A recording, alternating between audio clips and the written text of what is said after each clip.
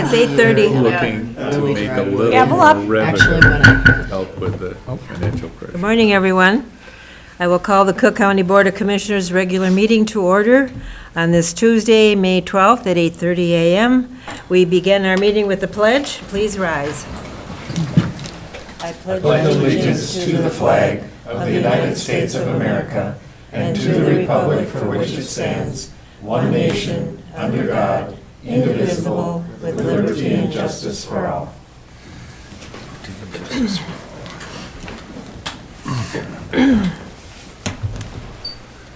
At this time, we do have an opportunity for citizens to come before the board to give us an opinion about something. Is there anyone in the audience that would like to do that? I do not see anyone there. Have any of the commissioners received any comments? No. Okay. All right. Moving on to the consent agenda, we have claims, minutes from the April 28th meeting, the permit to sell tabs to the Cook County Snowmobile Club, and appoint Patrick Eliasen to the EDA board. Does anyone have anything to pull? Madam Chair, I'd like to make a motion to approve the consent agenda. Support. Oh, she already got it. Okay. Motion by Mills and second by White. All in favor? Aye. Aye. Opposed, same sign. Motion passes unanimously. And Madam Chair, I'd like to make an adjustment to a regular agenda, if I may. Just sneaking in before the Highway Department, I'd like to make an introduction to our new Okay. EDA Director. Sure. And with that, I'd like to make a motion to approve the agenda as a whole. Support. Support, okay. Second. All in favor? Aye. Aye. Opposed, same sign. All right, yes, let's do that. All right. Come up front. Well, come on down. This is Lucas Wakefield, everyone. He's our new EDA Director, and just happy that he's here and able to be introduced. And don't know if you want to give a little spiel, but people You might probably want to can join sit us. by the Oh, yeah. microphone so that members of the public. Could you turn, so, Do a dance. Yeah. just so people can see your face on camera? Yeah. Yeah, that's good. And he has an interview on WTIP too. That's really. But they good. won't see his Couple of- face, Oh yeah, there's a picture. not coming through Oh, my radio. touche. But yes, thank you, Commissioners, and thank you, Commissioner Mills, for adding me to the agenda so that I can say hello to you all. Yes, as of April 13th, I am the Economic Development Director for the Cook County Grand Marais Joint Economic Development Authority. Really pleased to be here. I've been making it a personal ambition to meet as many people in the area as possible. There are a few of you commissioners that I have not yet had the pleasure to introduce myself to you sort of separately, individually.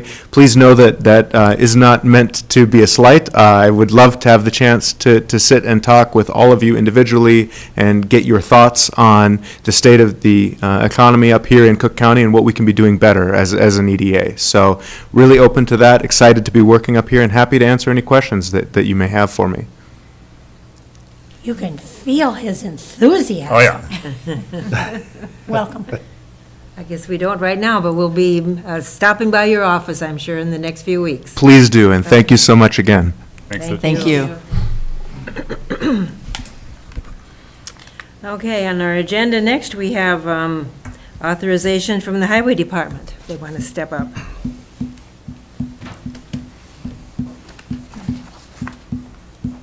Good morning.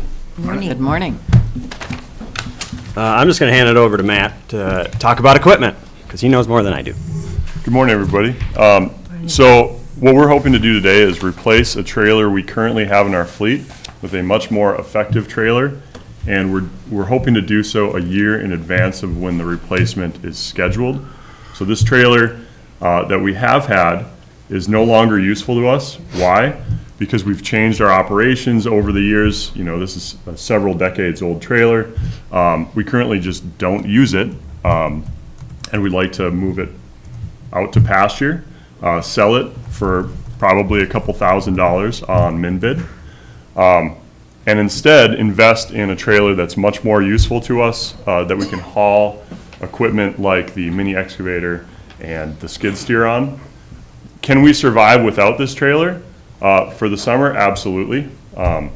It's not something that we need to do tomorrow necessarily, but it'll make us much more effective at mobilizing more of our personnel to different areas simultaneously. I think we'll be able to better serve Cook County with this trailer as soon as this summer. That's one of the reasons we'd get it off the lot at McCoy rather than going through the whole like buying a brand new trailer. And this one's only lightly used as well, so we're going to get decades out of it. So I would entertain any questions. Commissioner White? What's the dimensions of the old one and the new one? And so what you're saying, you can haul two pieces of equipment simultaneously on the new trailer? No, this trailer it's still dual axle, but we can now legally haul a piece of equipment, whereas before we called it the hay trailer, and that trailer doesn't have the same weight rating. Sure, okay. Over time, equipment has also gotten bigger. Yeah, got it. So, the standard piece of equipment now is thousands of pounds heavier than it used to be. And our operations have also shifted a little bit. We used to use more backhoes, and now we use more skid steer and mini excavator. So it's kind of just over time, operations have changed. The work remains the same, but also the expectations of the community have increased. You bet. Okay, thanks. Commissioner Gamble? Thank you, Madam Chair. So, in your narrative, you said that you had projected that this replacement would take place in the 2027 budget. And with the airport, we saw that their pickup, in a situation like that, it wasn't anticipated. It might have been anticipated, but you're hoping you'd just hang on. And so then we have to respond because it's an unknown.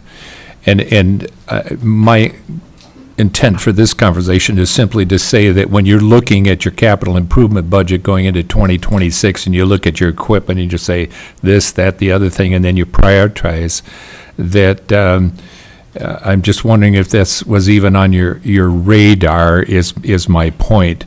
And as a commissioner on the fiscal side of things, the more that we put our budgets together with an understanding of need, the easier it is for us to do it. Otherwise, we get a budget and we think we got a hold of something that we can manage going into 2026, and then we find different things that come in that weren't even on the radar in our discussion for our budget. And so it's like as we go through this budget process, we're looking at what we agreed to based upon information we had.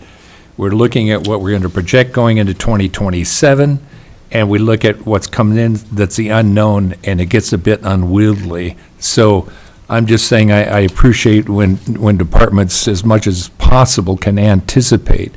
And then, as we discussed, as we bumped into each other walking into the door, that it was on our 2027 radar. We might have something come up that's a good deal that meets our need, that we're going to take advantage of it, and that is what has changed in the landscape.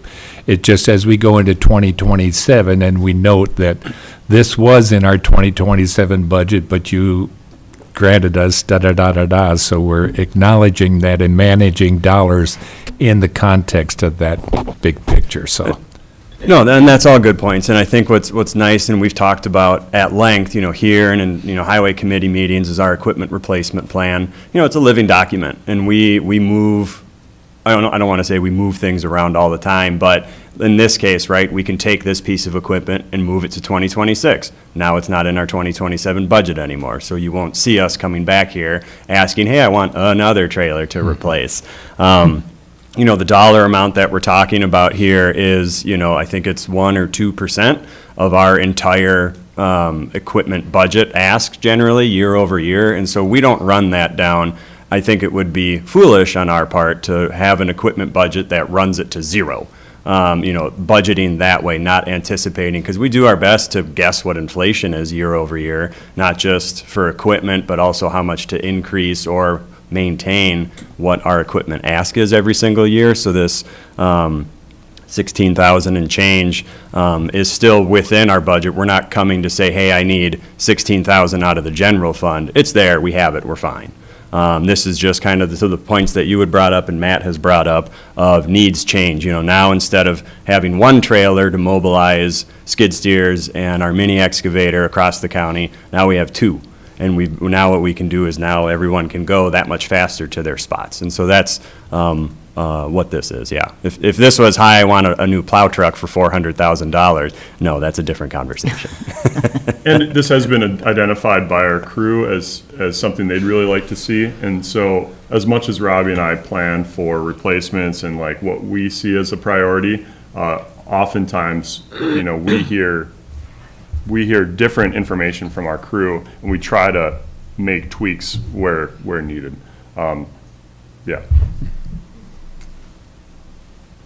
Administrator Trevor? Thank you, Madam Chair. So the one piece I want to point out is that they've mentioned that the current trailer is not functional in our current operations. So that, to me, is a key part of this discussion, is we're paying insurance and we're keeping something in our fleet that is not operational. So we need to, in my opinion, move on and ensure this purchase. Commissioner Sullivan, you had your hand up? I was just going to say kudos for finding a gently used trailer. I really appreciate the fact that we can save some significant funding because we're willing to look at something that's slightly used. So I appreciate that. Commissioner Gamble? Yeah, thank you, Madam Chair. Yeah, and I'm in no way in disagreement because I think you've demonstrated the integrity of process and that's an important component. It's just a generic statement relative to our budget process and how we handle things and how we're informed as much as we know, kind of thing. So I appreciate the conversation. And with that, I'd make a motion to approve the purchase of a Townmaster T16DT trailer for $16,122.88. Support? Any further questions or comments? All in favor? Aye. Opposed, same sign. Motion passes unanimously. Thank you all. Thanks, guys. There we go. Expect to see you in the parade.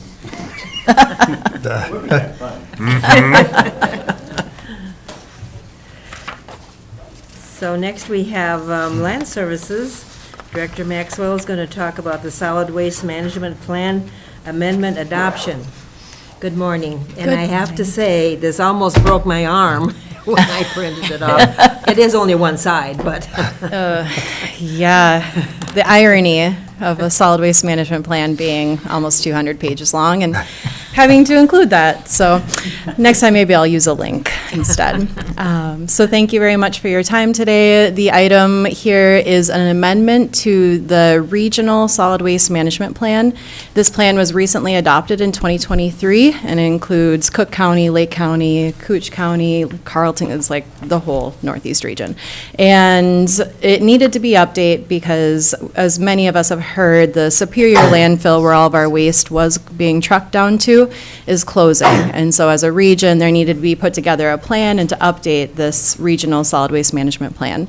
And this went out for public notice. The public notice period ended yesterday, and so the public notice has now ended. And so the Minnesota Pollution Control Agency is requesting all of the county boards of all the affected counties to adopt this newly updated plan. And with that, it is primarily just the location change. Our regional solid waste plan has Cook County outlined to bring our waste to Virginia, Minnesota. That's the closest for us. It is, I think, a 14-mile difference from where it was going to Superior before. So it's a little bit further away, but at the end of the day, what Cook County's participation in this plan is mostly trying to gain our advantage with economies of scale where we can. We're just such a small population that we don't have a lot of sway in the regional planning efforts of where the new landfill is. It's mostly just trying to make the best of it. I noticed that this was approved through 2023. Has anything changed between 2023 and 2026? The biggest thing is that change in the landfill location, and then the plan was updated to recognize the Hovland transfer facility that was recently added to Cook County, and that was a last minute addition into this plan update. Okay. Questions or comments? Commissioner Gamble? Thank you, Madam Chair. So, thank you, Neva. Are you up and running? Yeah. Up and running. Have you ever stopped running? 2 cups of coffee in, we're good. This is something, yeah, that was being discussed, whatever. And with our new facility, on the horizon here, and how all of this fits in and coordinating this, I think that the partnership certainly for identifying need within our region is an important and good direction. We also, on the local level, with our new transfer station and the existing recycling center, that's something I think looking at in the context of this and what we do moving forward is a discussion that needs to be had. And I know you had some ideas on that, which I'm not trying to mine out at this point, but this does bring up that point. It says in the document that we're looking at our recycling increasing, but our costs not increasing, and how we manage that with increasing need and still maintaining reduced cost.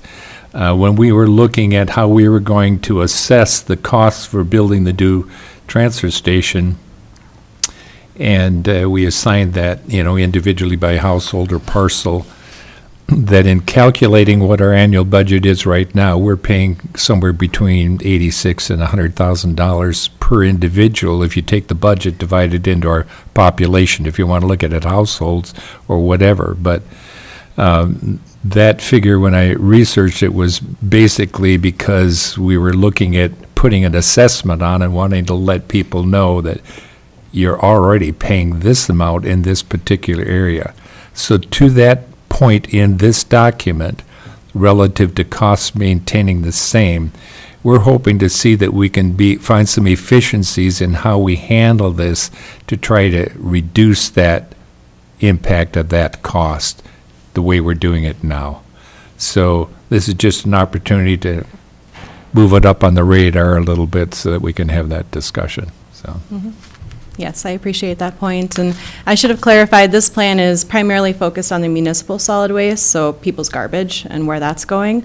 When you dive into this plan and talk about Cook County specifically, it outlines our priorities. And one of the biggest things in the waste hierarchy is outlined in the Minnesota Pollution Control Agency's guideline and state rules is that we should try to reduce our waste first. Divert the garbage and try to incentivize more materials that can be recovered through the recycling process. And as I've been moving into this position and evaluating our programs, I do feel that we do have more capacity to deliver more program elements to our community in that waste reduction element, which would drive people's ability to have a lower garbage fee eventually. So I think trying to get more recycling programs in the county where it makes sense and making strategic changes to our recycling program. We've been talking a lot with our broker, Hartels, down in Duluth about potentially moving to single sort. With the Minnesota Pollution Control Agency's discussions, they don't see a difference in prioritization, whether people do source separated, here's my glass, here's my plastic. From the MPCA's perspective, people tend to recycle more when they have less decision-making, as long as they know exactly what is recyclable. So that is one area where I think simplifying our messaging and recycling and improving our education, I think is one of our best ways for the county's position to support the community with waste reduction and trying to make it easier for people to recycle. Okay, thank you. When I visit other counties and I see their garbage cans, everything is in there, plastic and everything. It just riles me up, actually, because we've been recycling for so long. And you're just used to the fact that we can, separate things out. However, they took away the magazines because I know there wasn't any buyer. Hopefully there'll be buyers for cardboard, and does it go little by little, pretty soon you might as well put it all in a bag because there's no way to recycle things. So appreciate what you can do on that. And then composting, I think there's folks have little buckets in their kitchen and they can throw little stuff in there and take it out, and so that's one way. Maybe we could get promote a little bucket brigade here and have some available. You can go online, but, that's one way. there's other ways you can do it in your garden, too, for composting. Commissioner Sullivan? Thank you, Madam Chair. I just think that this is not just a Cook County issue. Certainly, we're looking at northeastern Minnesota right now in this particular plan amendment, but this is a discussion that AMC is having statewide, looking at solid waste, construction and demolition facilities, PFAS. I mean, there are all kinds of things as a state we need to work on. And I just appreciate the fact that this plan is one step and we have a lot more to do, but I think Neva really nailed it when she talked about education.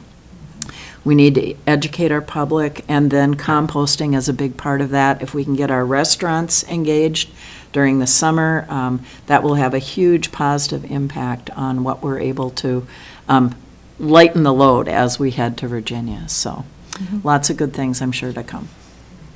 But thank you for your work. Thank you. And maybe One thing about personal composting of things, boy, do my bears in the east end of the county love it. You know, I'm like, now let's put it in my garden. That didn't work so well. yeah, To bury it, yeah. Well, you know, 10 feet under. And I probably shouldn't miss the opportunity as I speak about education to inform everyone that we will have upcoming recycling events, our electronic waste recycling event, which includes more than just computers. It will be June 13th, I believe, the second Wednesday in June. So we have some flyers, and we'll have a community connections article that goes out to help educate the public about what materials are available for that. And then in July as well, we'll have the household hazardous waste collection event, and I don't have that date top of mind, but it's in July. And that event, what's important for that is for the business community to become informed, because that's an opportunity for what we call very small quantity generators, VSQGs. So small businesses that collect not more than 200 pounds of household hazardous waste, but they need to sign up in advance with Resource Renew or WLSSD. And it's very important that we try to get the word out to the business community to take advantage of that collection event. So we have these other opportunities to get rid of some of this more troublesome waste and get that out of the waste stream, especially those batteries. Those are causing a lot of issues in our waste stream. So we'll have more coming out, but just to kind of put the feelers out for folks to, keep it tuned. Commissioner Gamble? Thank you, Madam Chair. So, Neva, with regard to the electronic, in the past, sometimes it's been no cost to the public when they come in, and sometimes it's an event, but there's a cost associated. What's it going to be this time? There is a cost. It's the same rate that we've had with retrofit companies as the vendor who offers that service. Okay. And so it's the cost is based off of the type of item. And so the way we've done our flyer this year, we revamped the flyer to educate people better about what that cost is in advance. And so the flyer kind of says, like, here's the item beginning at, and then there's a big QR code that people can scan in, and it'll take them right to the full menu of costs. But it is subsidized, but there is still a fee for that disposal. Okay. Continue. So, you'd like a motion for the Regional Solid Waste Management Plan Amendment adoption, which I'd make that motion. Support? Any further questions or comments? All in favor? Aye. Aye. Oppose? Motion passes unanimously. Thank you very much. Thank you. Okay, you can move on. The second item I have for you is different from what I typically bring to you. So as we all recognize, Wayne Henchy passed away over a year ago now, and he was the person that was fulfilling the services of county surveyor for Cook County. Since he has passed, I have been trying to find a new private entity that's willing to do those surveying services for us. And after many phone calls and many emails and many discussions, we did find a surveying company that'd be willing to offer that service. And as I've been working with the attorney's office to put together a contract for the updated rates and agreements, the attorney's office identified that there is a state statute that requires the county board to set the fee at which we pay this private entity to do these surveying services. And so that is what we have before you. This is the rate that our office and the private surveyor agreed to, which frankly was less than I was anticipating based off of my many phone calls with other private entities in this. I provided you a cost breakdown as to how this fee relates to our standard plating fee. And I probably should have led with the message that we use this service for the reviews of plats. And so this is a timely element. We do have a plat application that we just received, so we do need to be able to move forward with this agreement. I'm hoping that you have the information that you need to be able to make an informed decision today. And that's what we have for this agreed upon rate. It's $500 per plat with $45 per an additional plat, or additional lot. Thank you. Questions or comments? I'd like to make a motion to approve the plat review compensation rate at $500 per plat plus 45 per additional lot. Support. Any further questions or comments? All in favor? Aye. Opposed? Motion passes unanimously. Much Thank you, appreciated. Neva. Have a nice day. Thank you. Thank you. Now we'll move into the Auditor's Division here, talking about transferring funds from the general fund to the airport fund. Thank you, Madam Chair. So this relates to an issue that actually started back in 2011, and error by our airport engineering consultant resulted in a loss of federal funding for portions of the runway extension. The error wasn't discovered actually until 2016, when the FAA determined that the environmental assessment only covered the actual runway itself. It was one of those mental errors. It just didn't go out far enough to cover the areas that are affected by the runway. And so when the work was done for rock blasting and tree clearing, the FAA determined we cannot fund that. We're not eligible to fund that because the AW wasn't done. It was done subsequently, and they paid for that, but they would not pay for the work done at that time.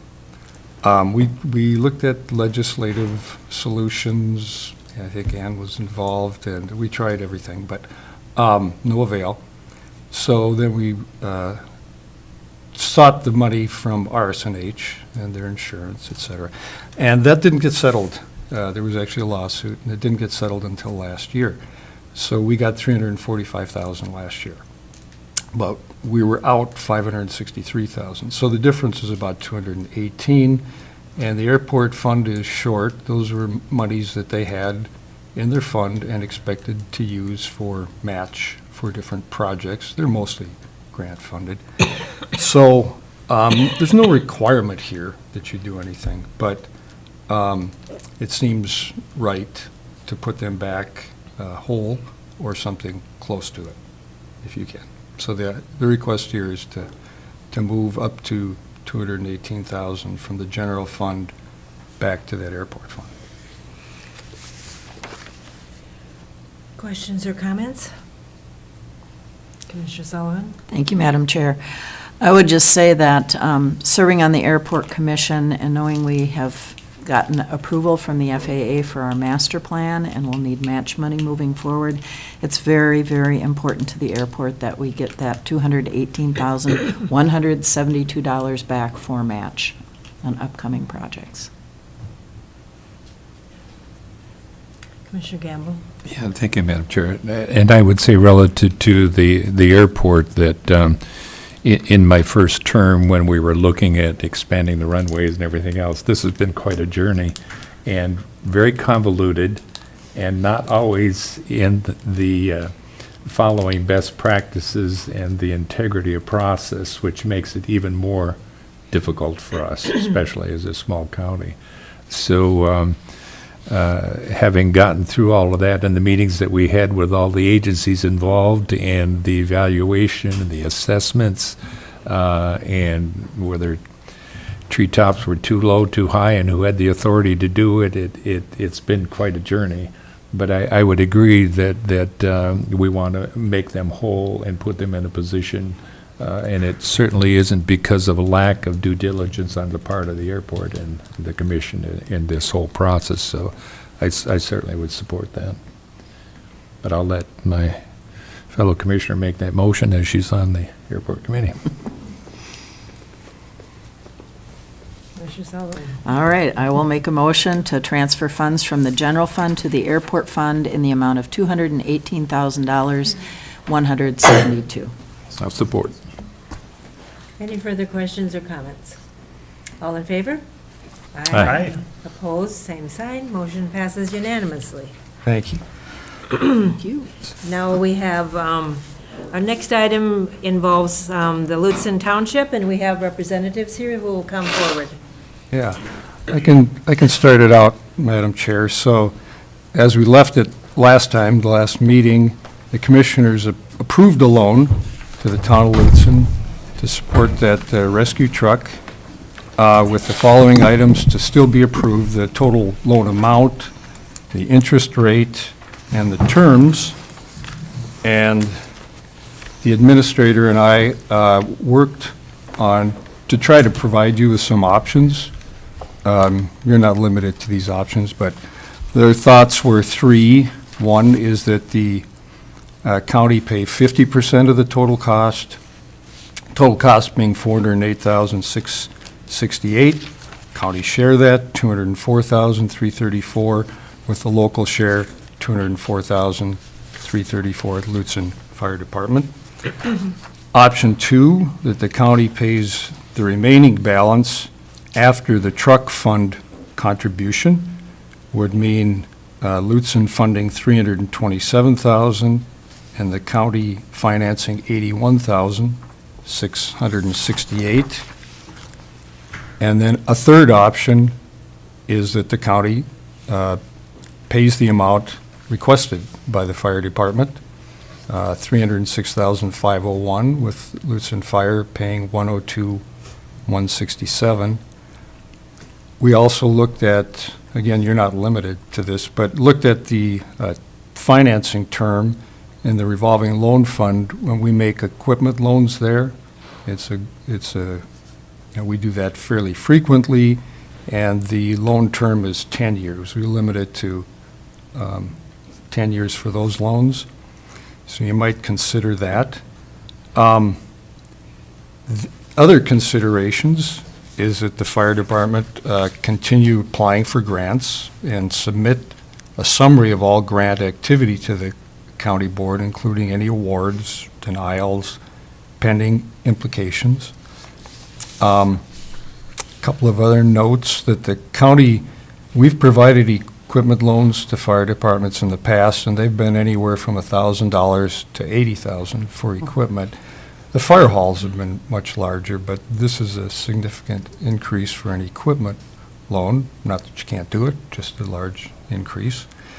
The county, another consideration, the county has large outstanding loans to local entities from our county fund balance, and we need to work on a policy, I think we've talked about that, to prioritize and put a cap, limit of some kind on those uses. So I'll open it to Okay, thank questions. you. So we have the township supervisors here. I'll have them introduce themselves, starting with Carl. Hi, I'm Carl Friesner, Town Chair, Lutsen.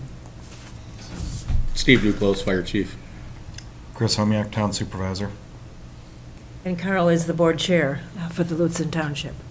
So I'll open this up for questions. Commissioner Gamble. And thank you, Madam Chair. The first statement I would make, and this is something that we've been working on, is revisiting policies. And policies drive decisions, or they should, and so it's very important we do that. The other thing I think that came up in our discussion previously when you brought this before us was that without a policy that has taken into consideration all of the present circumstances and things that we face relative to finances, we don't want to set a precedent that hasn't evaluated how we want to operate when it comes to the difference between building buildings and funding equipment. So when I looked at this, our present policy is if it says that we're tied to 2% under the Treasury bond rate, that rate, correct? We're talking revolving loan fund, and then, yes, and then we did put that same into the policy, 2% under the 10-year T-bond. Right. To match that revolving loan fund policy. Yeah. So that right now, as of May 12th, the 10-year Treasury note yield is around 4.39 to 4.43. The other consideration on that, this may happen before we set an overall policy, unless you're going to do that today. Right. But that we just did this with the EDA.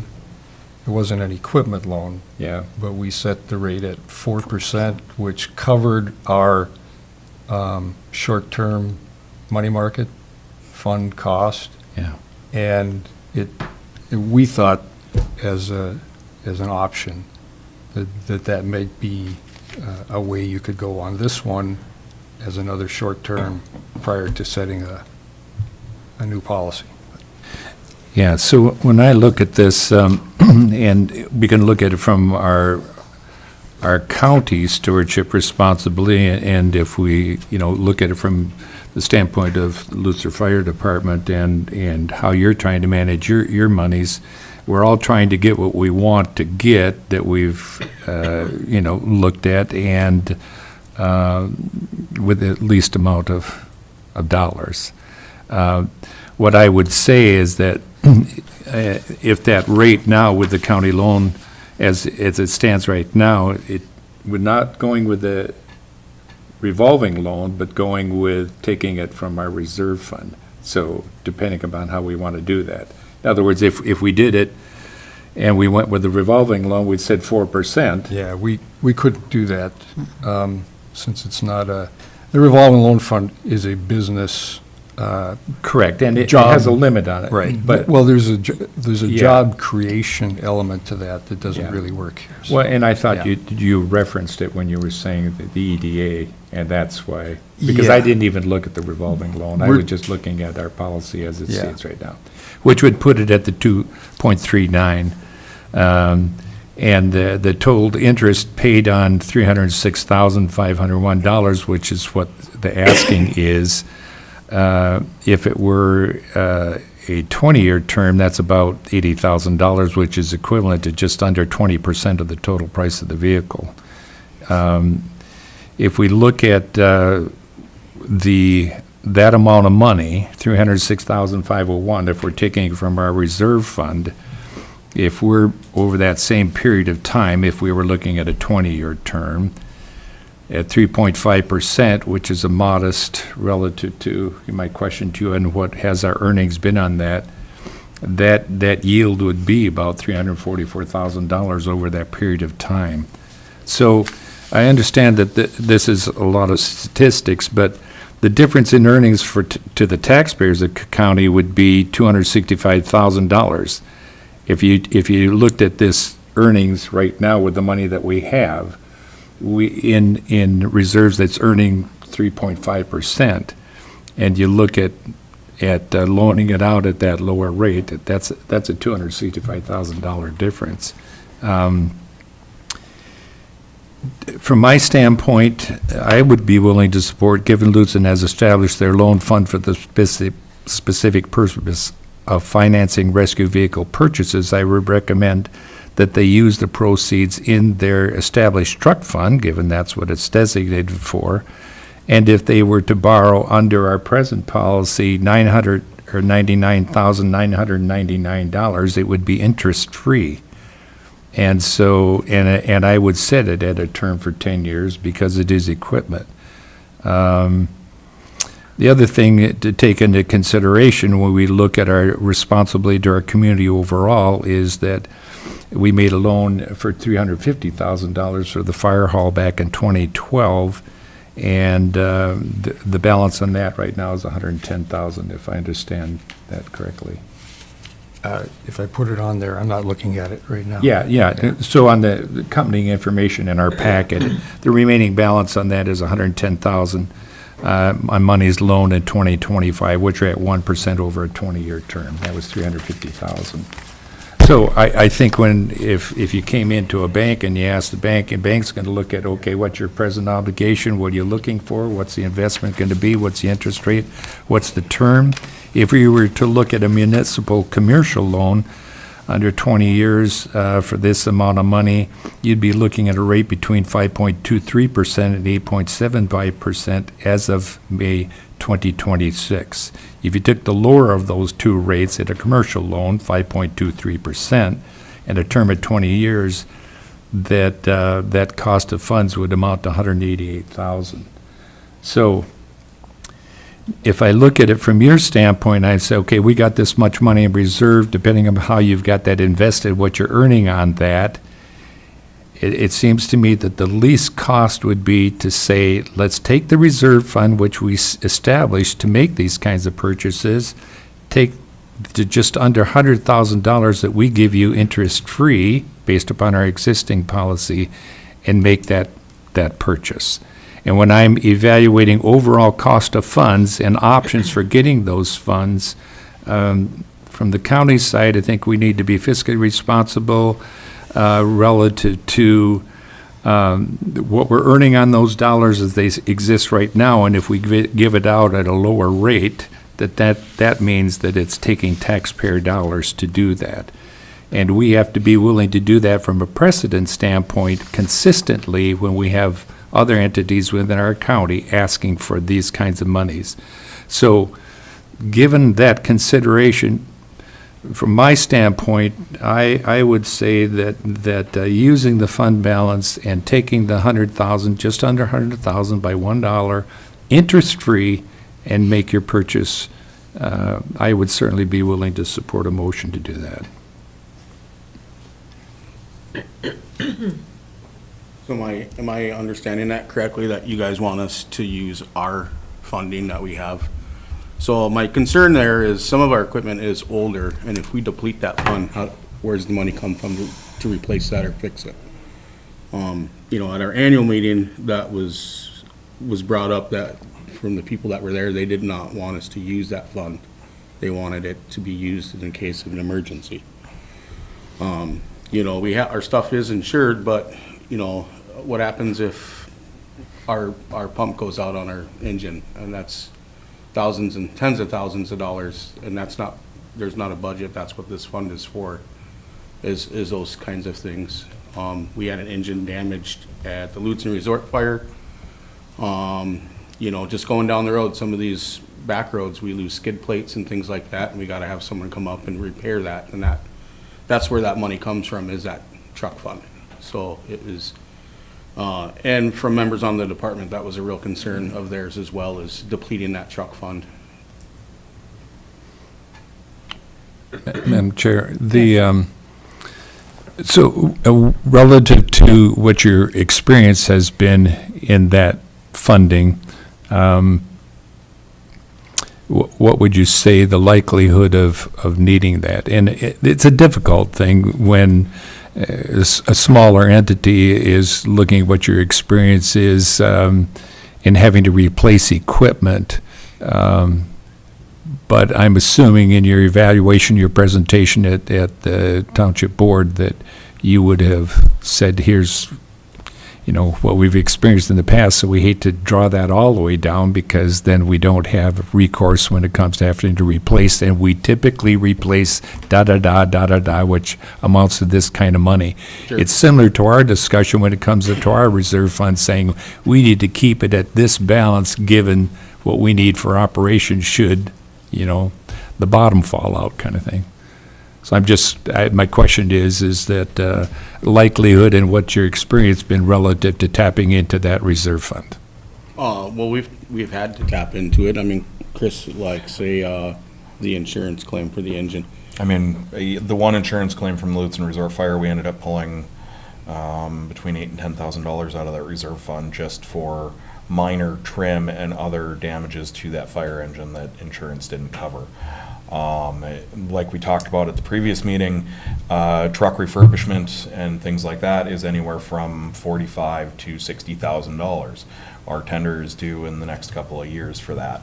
But the reality of it is we don't have a crystal ball to say what's going to Sure, happen I in the future. understand. It takes one fire, one incident, and Matt, it, like any other insurance trust or insurance company coming back and saying they won't cover something.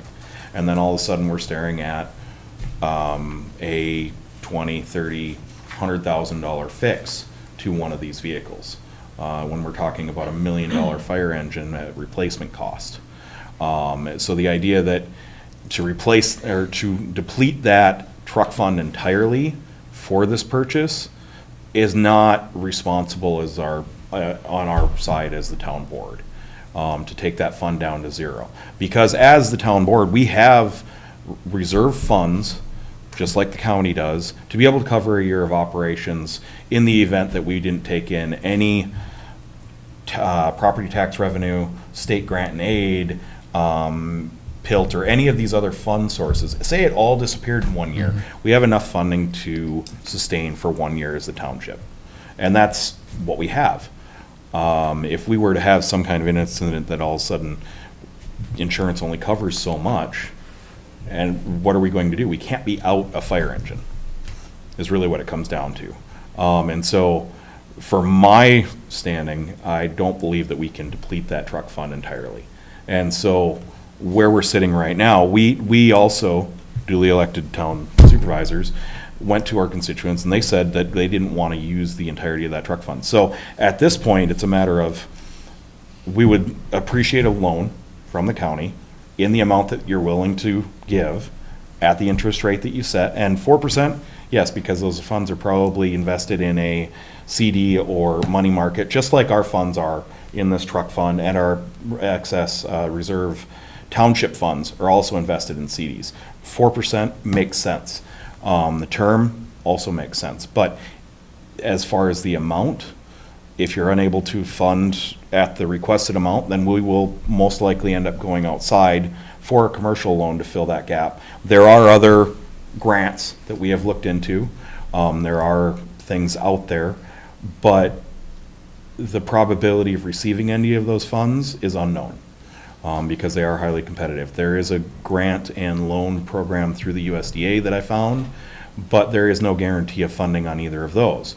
As I've experienced personally in my business world, going through any USDA grant program right now or loan program is difficult at the easy end to almost impossible. So at this point, whatever that fund or whatever you choose to fund the loan at, we will most likely have to find that funding through other commercial loan options. And Madam Chair, and thank you, and out of respect for your processes, if I were to ask the question, what do you feel that your loan fund balance needs to be at to be comfortable? I mean, I'm just saying an honest evaluation, if we, it's like when we're talking about, well, we're going to give this, are we comfortable, and we ask our auditor treasurer, can we draw it down to this point? So my question to you, and out of respect for your processes, is what would be that comfort level if we work together and say, well, we'll try to do what we can on our side, but we also don't want to fund the ask? Yeah, so I think currently what do we have in? 327. We have 327,000 in our reserves for the truck fund right now currently.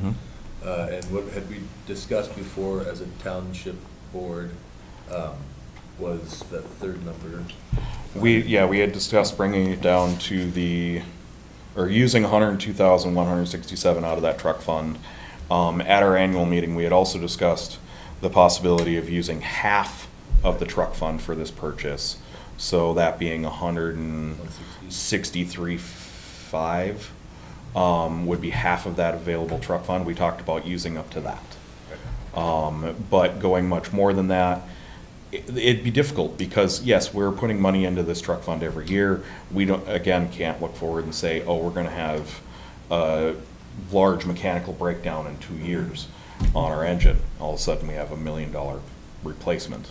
And so, kind of in our thinking was that we need to have enough to be able to do a down payment on a new truck if something were to happen with our existing vehicles. Okay. And so that could be upwards of 200 and 250,000. knowing that we do have some money coming in annually to that truck fund. Yeah, But I appreciate your response. Brady, what you said relative to options, what was that second option, I believe, which was around the 200? Remaining balance. Yeah, the second one was county financed amount of 81,668 if they use their entire 327. The first one was 50/50, which was 204,000 each, Okay, and then the full payment, obviously. thank you. Commissioner Sullivan? Thank you, Madam Chair. I just want to make a point of recognizing that the cost of fire trucks has gone up exponentially. And although we looked at the history of what we've contributed to other fire trucks in the past, there have been huge increases since the pandemic. And I would like to make a motion to recommend that we split the cost of the fire truck with Lutsen Fire Department, and that we use a 10-year term at 4%. I think that's a compromise that I hope we could live with. And I will second that. So we have discussion time. Administrator Treble? Thank you, Madam Chair. I'd like to just go back to a comment that was made the last time we discussed this by Commissioner Mills, which was coordination with the other fire departments. This is a large cost to the county and to the township as well. And I know that Mike Keyport, our emergency management director, sits in on the fire chief's meetings. I think it's monthly, if I recall.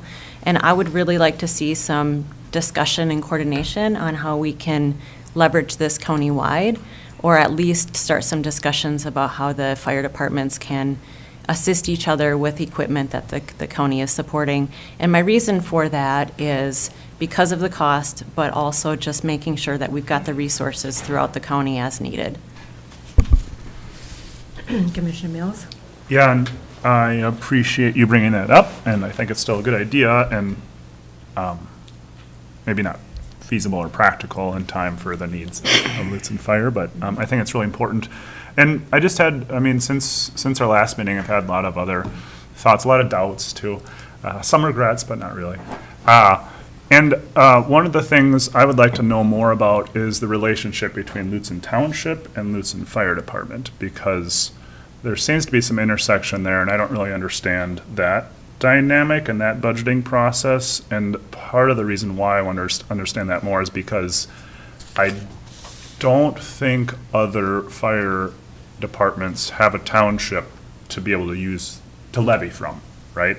And so all the other fire departments, if any engine comes breaking down, have to either just do it or come to us. And so versus Lutsen Township can levy Lutsen Township for that and to have reserve funds versus other fire departments, I'm not so sure can. But my understanding of this is pretty shallow, so. Well, if I may, Lutsen Township has our fire district. Tofty and Schroeder do as well. Both Tofty Do and what, do what? have their fire district, their fire area. Each has that that. has the Yes. ability through their township to levy funds.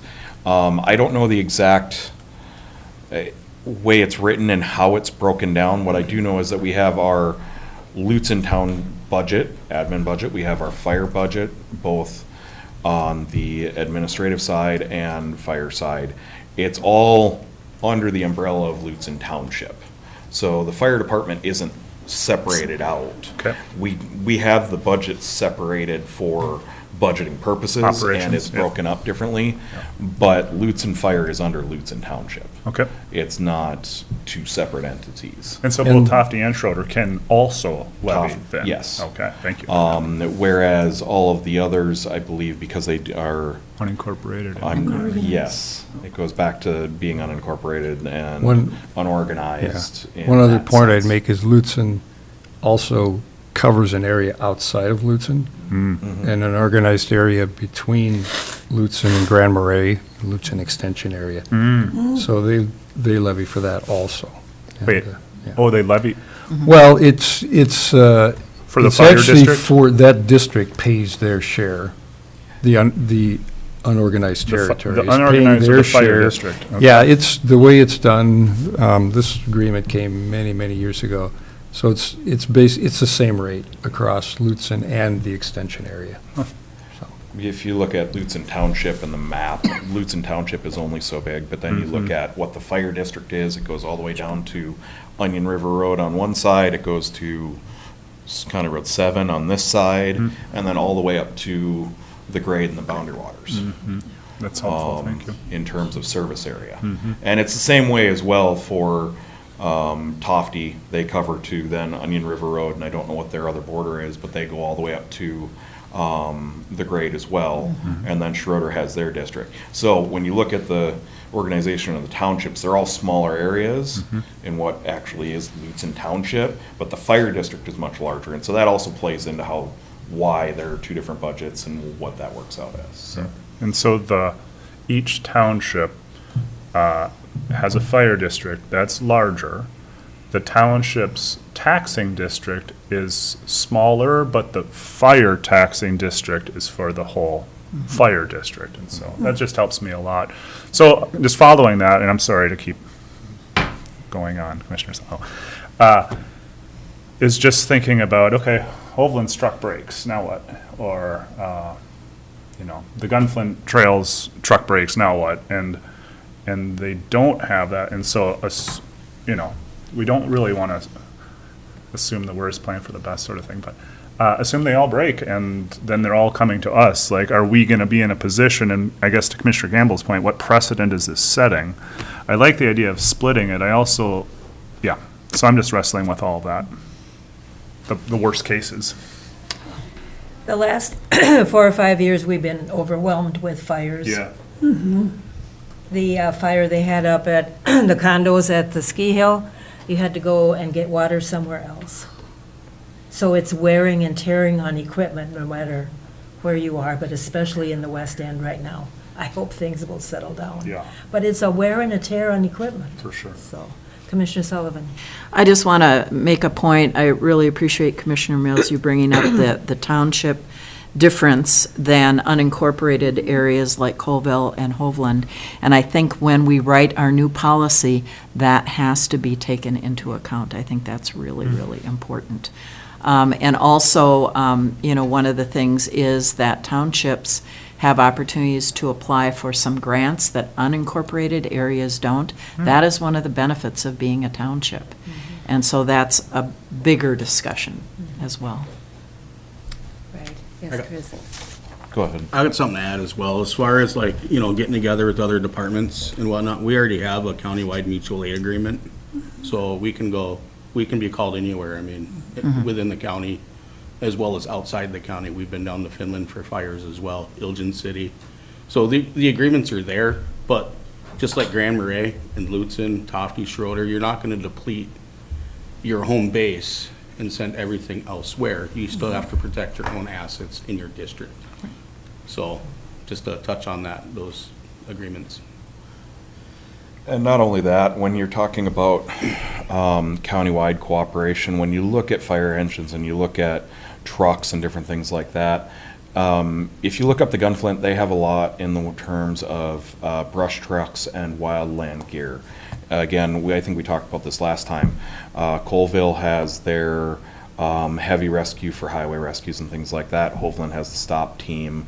Tofty is in charge of SAR equipment as part of Cook County SAR. We all have our different pieces of equipment. And the one thing with all of that is that for the most part, we aren't using equipment and selling it before its end of life. For the most part, if we're replacing a piece of equipment, it's because it is no longer usable. Most of these departments have, our engines and things like that were 10, 15 years old, and we will refurbish them again, and we will use them until their end of life. And so there isn't the ability to then take that truck and, in some ways, pass it on to another department that may be looking. And then in terms of some of these other loans and things that have happened in the past, we as Lutsen Township have in the last couple of years, through levying town property taxes as well as fire district taxes. It replaced all of our turnout gear due to NFPA standards, which needs to be replaced every 10 years. We've also replaced all of our air packs through levying taxpayer funds. And that's to the tune of over $200,000 between those two projects. And so those are things that we as a township have taken on our own and not come asking for funds because we do have the fire district. We don't take coming to the county lightly in terms of this funding. It's because we can't continue to put the large burden all at once on a single year of funds being levied. Commissioner Gamble?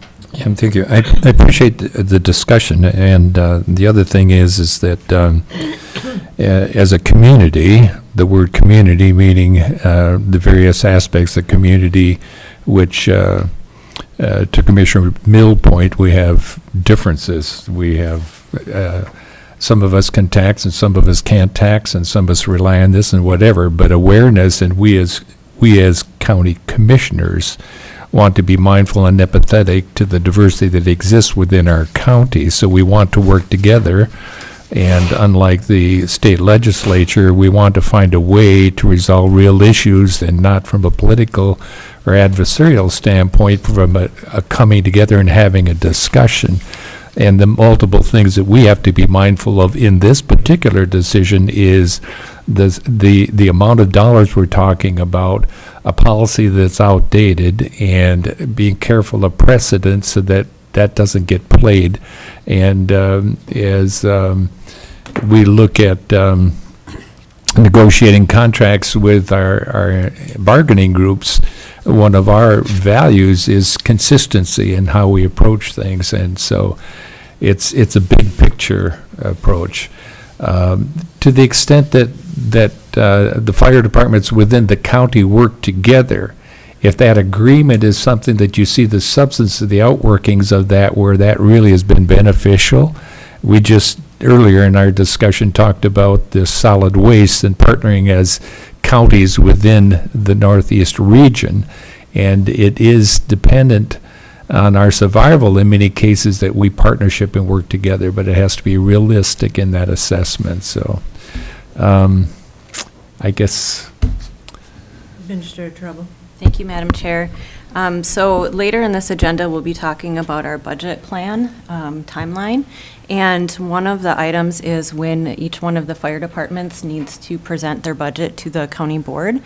And I wonder if, as part of that process, so kind of shifting us a little bit, but I wonder if, as part of that process, we could ask what the equipment replacement schedule is for all of the different fire departments within the county, just to learn more about the fire trucks and the lifespan, so that we can anticipate costs as we move forward, so that when we get requests like this, we've got solid data on what we look like countywide in terms of our fire needs. So that's not specifically related to this agenda item, but I wanted to raise it while we're here. Commissioner White? And what I would like to say, as far as concern about setting precedents, we put a caveat on this, like we need to create the policy, and the policy will be anew.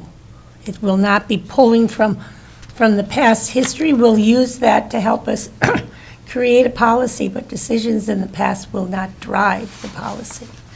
So I'm not concerned about giving you folks too much, giving you folks too much money, and then the next person comes along and accuses us of playing favorites. So,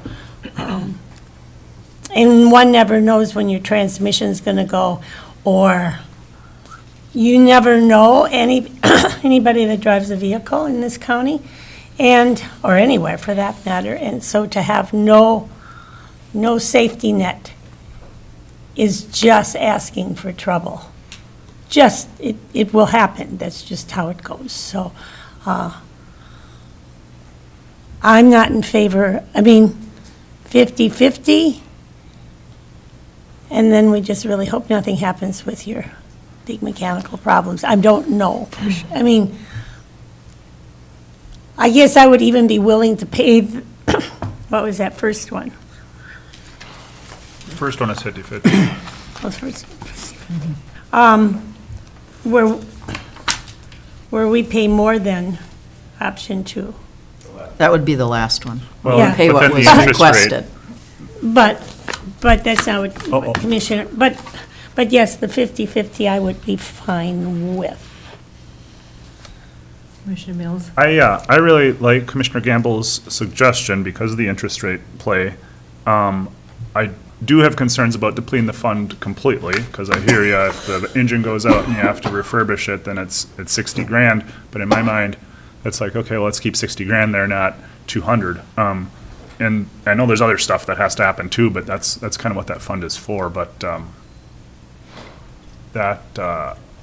if we did the 100 grand off of that, that would still be it. That would still work out, I think. You'd still have, if we did 100 grand, you'd still have enough for an engine refurbishment. But What about our annual maintenance on the trucks? That comes from that fund as well. what is that amount? I don't know that dollar amount. Well, so It's that's- pump testing, things like that, oil changes. Yeah, so say that's 15 grand or something like. Like Chris mentioned before, we do have the tender that needs to be refurbished in 2 years. In 2 years. So which is gonna be, we had the engine done 3 years ago and it was $40,000. Right. I'm sure it's gonna be probably 80 now because of the cost of things. So that's a factor to consider. And we have some time to build some fund up, but we also have 4 vehicles in the fleet right now. So, that's a lot of engines if something catastrophic happens. And so what's on those 4, what is their maintenance cost in the near future? Annual maintenance is budgeted as part of our annual levy and budget process. The refurbishment is separate, and that's the additional anywhere from 50 to 80 that we're talking about that will have to come out of the truck fund. The others are just out of the normal budget. Okay. So we probably want 80 for sure left in there. What- At least, but I mean, again, the tricky part is that that's the refurbishment amount. I mean, again, if we're talking engine, drivetrain, we're talking the large pump mechanical pieces, or say we blow a seal on the tank in the back. I mean, what did Tofty just spend on their tender tank to replace that poly tank in the Yeah, I back? think just the tank was like 70,000 or something. To replace their tender tank that blew because they blew the seal on it at the Lutsen Resort Fire. And so, I mean, and again, some of that may be covered by Matt Insurance, but we've had issues going to Matt because they say it's mechanical or it's operator error or something like that, and then they don't decide they aren't going to cover it. They had fought us on in-kind replacement parts on our engine after the Lutsen Resort Fire. They lowballed the bid and came back with $6,000 when to replace to the state it was in was close to $20,000. And so there are so many calculations that go into it. And I appreciate that. I guess my point is just I'm not sure we need $200,000 in there for all of those things that you just mentioned, right? And so it's hard to know what's going to happen in a catastrophic failure, but we do know how much there is and what the maintenance is and the operations. And I don't know this, but I'm assuming our other fire departments have maybe more difficult situations with their equipment. And so that's what I'm trying to figure out, okay, where are we gonna go? How do we draw this line and how does it all fit together? But As a fire chief, I would strongly oppose depleting that down below 200,000. If we have to make a down payment on a new truck, we don't have it. well, then you can come to the board. That's kind of what I'm saying is you Yeah, guys I would carry it or agree. we I carry would it, agree. you know? What's the guarantee that you guys will be able to back it Yeah. if something happens? There's only promises, no guarantees.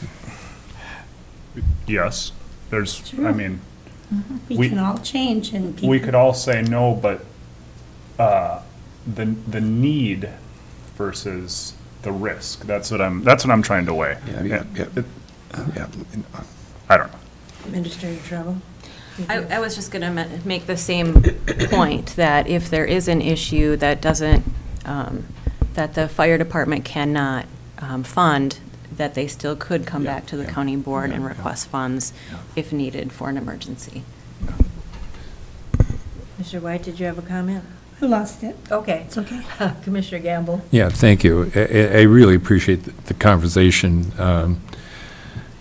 I guess very simply, what we're saying, and I would agree with it, that is why we are here, in good faith, to respond to real need. It's just that the what-ifs are very difficult to define, and so consequently, we have to find out that the emotional nature of the what-ifs doesn't drive our decision. And so what that means, basically, we're asking you, because we want to be empathetic and understand, what could you live with the understanding that we in good faith don't want to lend more money given our fiscal responsibility, but we'll do what we can in partnership to figure out what will make this happen, with the understanding we would be here if something came up, because we're all operating from a good faith position. So we're saying, what is the least amount that we could lend you, being mindful of your concerns relative to the budget issue? And having said that, it means that our risk and your risk is in the perspective of, if the unknown happens, we will be here to address that. And maybe we'll have a policy that is rightly aligned so that it's easier to do. But that would be my question relative to, the discussion that we're having is. I'll go ahead and let you respond to that. What would be the least amount? So the 50/50, I think, makes the most sense if we're working together on this. We don't want to deplete down to, if it's a $99,999, that brings us to 200. You've got to come up with $220,000 out of our 320, or no, sorry. No, Total it's, cost is 400. hang on one second. I'm trying to run some numbers while we're talking. Sure, appreciate it. We'll give you time. 50/50 split is a very generous and intelligent move. Because we both kind of went on that end. What's the numbers, please? I mean, if we went to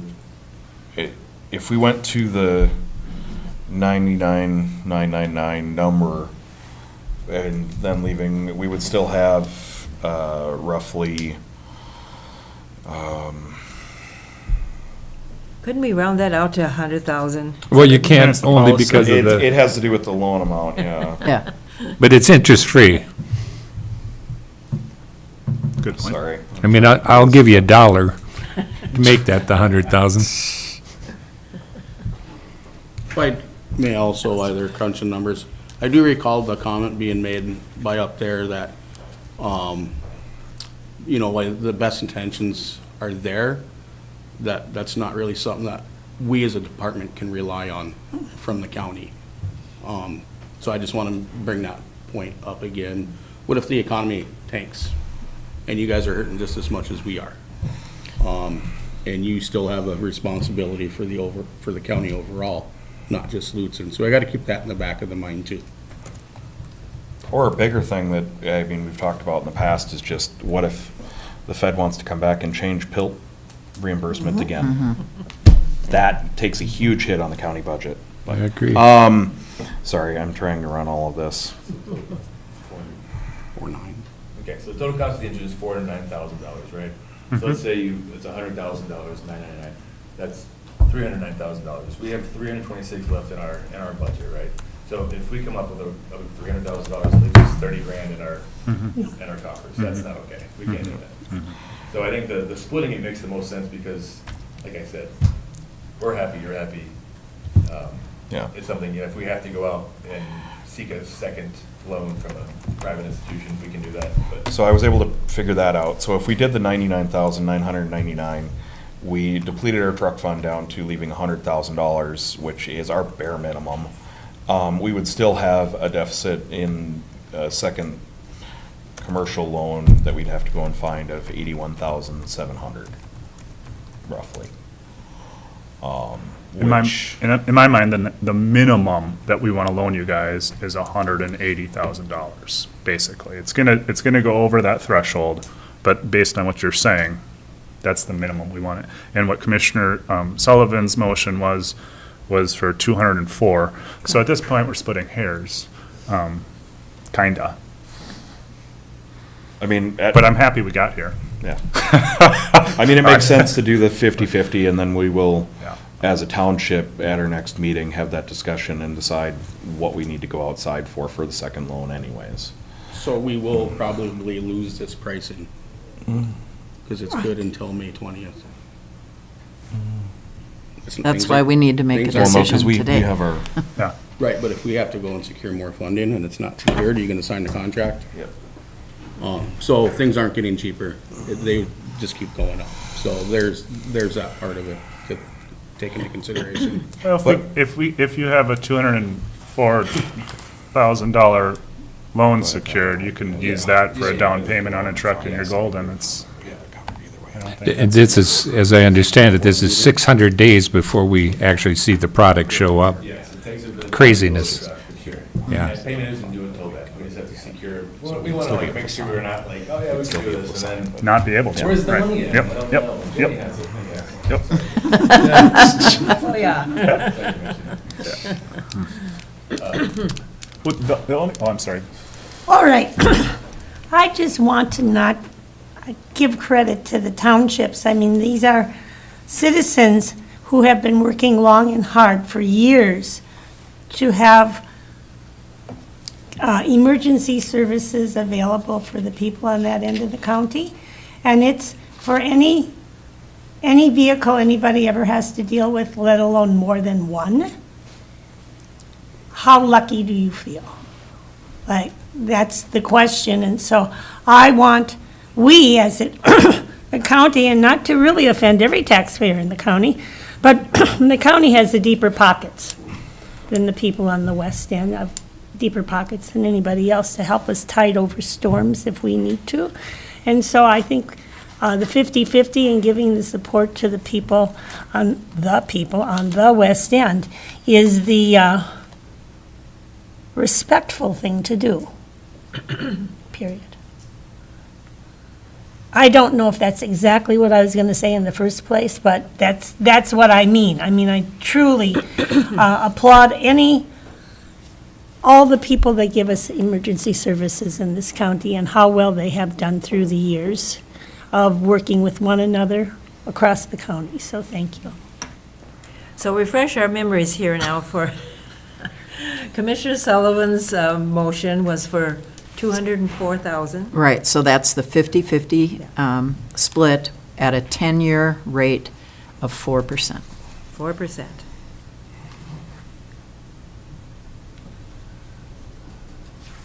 And Carl seemed to appreciate that too. I think, I mean. Yep. Yeah, that would be fantastic. Okay. Okay, Commissioner Mills. And I'm comfortable with that. I also just want to really encourage you guys, like, in a process, grants are really fun to go for first. Like, and. We are. Yeah. we And have a so- list, and it comes down to when they're available and timelines of when we can apply. Yeah, and this is out of order, but just looking at the drone request, clearly there's plenty of, grants that were gone after and funding. So it's just, for processes, that's, I think, helpful for any and everything, but hopefully those will come through. Otherwise, I'm really happy with where we're at. And Lutsen Township has a brilliant grant writer, so she will dig, and she, developed our little picnic area and signage and historical thing, and she's out there just beating the bushes, so whatever else we need for her to do, she'll be there. So, we had the motion and the second. Commissioner Gamble. Yeah, where did the second come from? Me. Okay, thank you. Thank you, just have given the conversation appropriate. Yeah. Well, I appreciate the conversation, and it's important for us to be informed on decisions, and a big element of that being informed is also understanding the environment in which you are called to operate and protect us in the community. I believe very strongly that it is the responsibility of leaders to equip those that serve. And while that is a very strong value, the other component of it is how we do that financially with our fiscal responsibility to the people that are, taxpayers in our community. But I just wanted to underscore the healthy nature of this conversation, and at that, I guess we take a vote. Okay. I just have to say this real quickly, since I've annoyed many people. They are not getting free money. We're going to get 4% on it. So we're not playing favorites by lending money to the West End. They will be paying for our generosity. So that's it. So I'm ready now. Okay. Any further comments or questions? I'm ready for a vote. All in favor? Aye. Aye. Opposed, same sign. Motion passes unanimously. Thank you, Commissioners. Thank you for Thank your you. work. Thank you for all We your work. appreciate your work. You can stay right there because Yeah. the next topic. And I tried not to put this together, but that's the way it went. So you all know that I had gone up to Colville to attend their open house, and all of a sudden, they had this drone that they were showing us. Well, I'm going to pass this down. This is the drone that Lutsen Township has purchased. It's a little bit different drone in that it helps rescue people. It has a heat sensor on it. They can drop an EpiPen down from it if somebody is in dire trouble. I mean, Is it that- is like the Cadillac. Is that Colville or Lutsen? No, Colville. this is Lutsen. That's, This is Oh, Lutsen. this is the Lutsen one. This is what you would call high-tech? that's the Brink. They've purchased. Madam Chair? Yeah. I thought it was the Sharon, actual drone. Hexam has requested that we contact her for this agenda item. Do you mind if I have Danielle come up and get her on the phone? Good. Thank you. Yeah.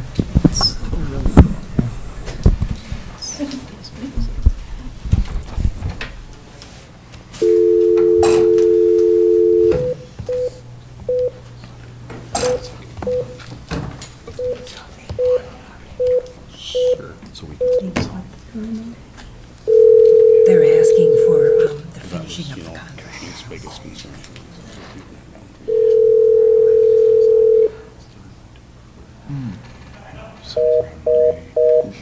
Oh, she's busy. Or not. She said she was going to be en route, but asked us to still. Oh, maybe she got into a call dead her. zone. Yeah. A lot of den zones on the 61.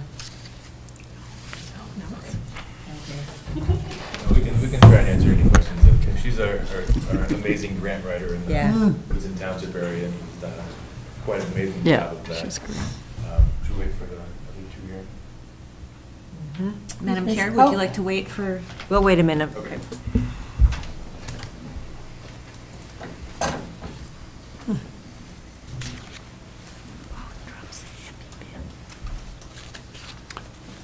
Madam Chair? While we're waiting, could I ask a question? Oh, sure. We had received correspondence from Arvis relative to a drone that is available in the community, and I think that was offered to the Sheriff's Department, and I don't know if you gentlemen are familiar with that drone or not, but given the nature of drones and their capabilities, and looking at the integrity of companies that train and facilitate these, this company has a good reputation, is well-respected. And so we might think of drones generically, but there are drones specific to their application, which we have unique circumstances given our terrain and the things that we deal with. And so a drone is not just a drone. While I respect that there's a citizen that purchased a drone that is available for Colville, that understanding the nature of drones and their applications, it's a bigger issue than just saying we've got a drone.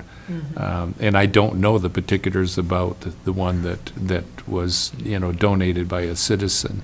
I think too, when you're looking at the price of high-quality drones, that this falls sort of in the middle range, but the criteria that defines the need is what is sort of driven this, so it's not like trying to buy the Cadillac, it's defining what need is and then finding one that is going to be credible in service and has the support that we need and the training that is what is offered by this company, so. But I did want to mention the fact that there was one that was made available, but the reason that it wasn't accepted by the sheriff's office might be because it didn't meet the identified need. I don't know that. Maybe you could explain, I know that I just mentioned a couple things that it does. Probably it came out around 82,000? 84,961. And that's training included. Yes. Training Yeah. So included, yeah. that's training for 3 pilots, testing and all of that. So the idea of, we know there's one in Colville, but that operator's not always available. And so the idea of having 3 operators in Lutsen is pretty much a guarantee that we're gonna have someone there that can operate it. And also that this is, it was mentioned at the last chiefs meeting, this is gonna serve the entire county.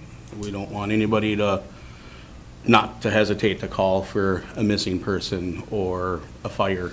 They're great. The state marshal's office brought theirs up when we had the fire at Caribou Highlands, and it was awesome. They could put it up, we could identify hot spots, go in there with our thermal imaging camera and really hone in on those hot spots and try to get it knocked down. The drone is the responder drone. So it's got emergency lights, it's got the wee-woos. Like Jenny had mentioned, it can drop a payload, so if we get somebody in the woods who's having an allergic reaction, we can fly an EpiPen to them a lot faster than we can get there on foot. We've got, I don't know if I'm guessing you guys have copies, we got several letters of support from various places in the county. We signed the contract with them, it's bumper to bumper, no questions asked. And for dollars, apples to apples, it was our best bargain. We could have bought it outright, but then we're responsible. No software is included. If it's damaged, it's on us. Has a parachute, and the guys just did their training with the Brink Company on Saturday for 8 hours. In the event that parachute does get deployed, the drone will be damaged when it hits the ground. And they're carbon fiber, so they're not cheap. There's gonna be some variances that we're gonna have to seek, one going over 400 feet. One going out of, we gotta dig into this one, line of sight. Because right now you gotta keep that drone within sight, but that doesn't mean it can't be launched from here and we have an observer up the road and it's still in continuous sight. So it's working through some of that stuff.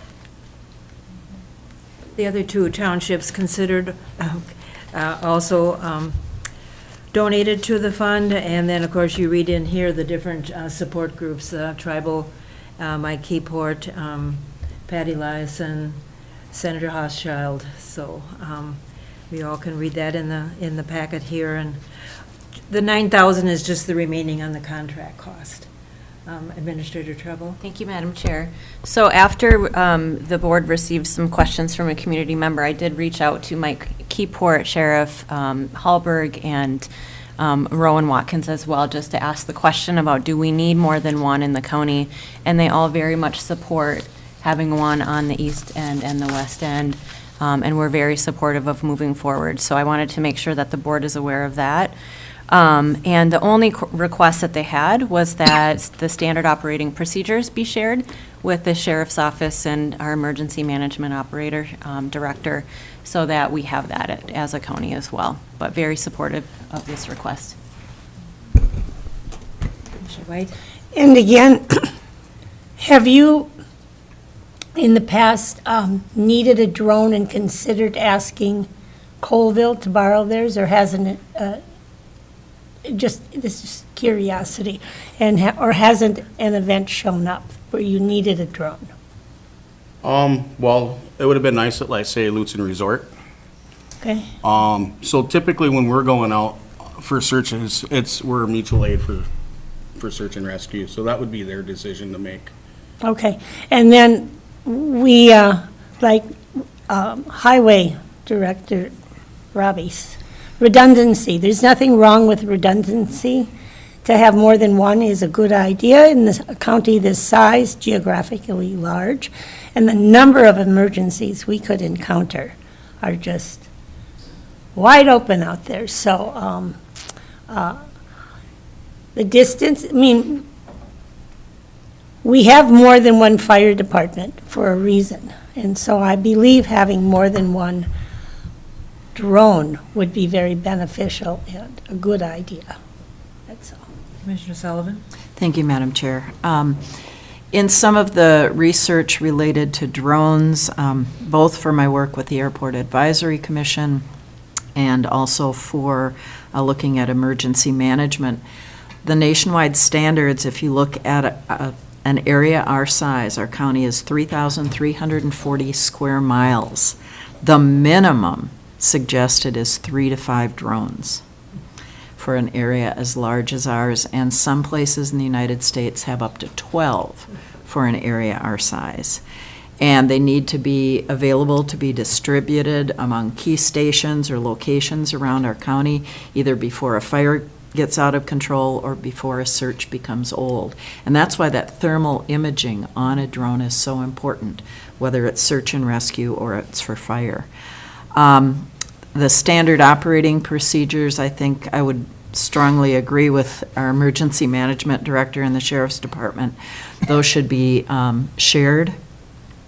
And we need to work together to make sure that our fire departments can continue to get more drones, more training, to make sure that we are in good shape for making sure we are safe and our visitors are safe. And so, and then the one other thing I would address is law enforcement. They have very different issues and requirements for drones, and there are very different liability issues related to property damage, injury from a crash, and even invasion of privacy. So that is something, if our sheriff's department were to purchase those, they'd be working with our county attorney on liability issues and how to work out that. So I really am pleased with the direction that we've gone, and am appreciative of not only purchasing an additional drone and our contribution of $9,000, but I really appreciate the training for multiple operators. That is the key. So I will go ahead and make a motion to approve the Lutsen Township request of $9,000 support for the BRAC drone remaining contract cost. Support. Further discussion and comments. Commissioner Gamble? Thank you, Madam Chair. Yeah, I would agree that in just looking at this as drones as first responders, that rural and small town agencies need durable, multi-purpose drones that can handle varied terrain and weather. Thermal and night vision capabilities are considered non-negotiable for night operations and search and rescue. Weather-resistant ratings, all of these different things that are recommended.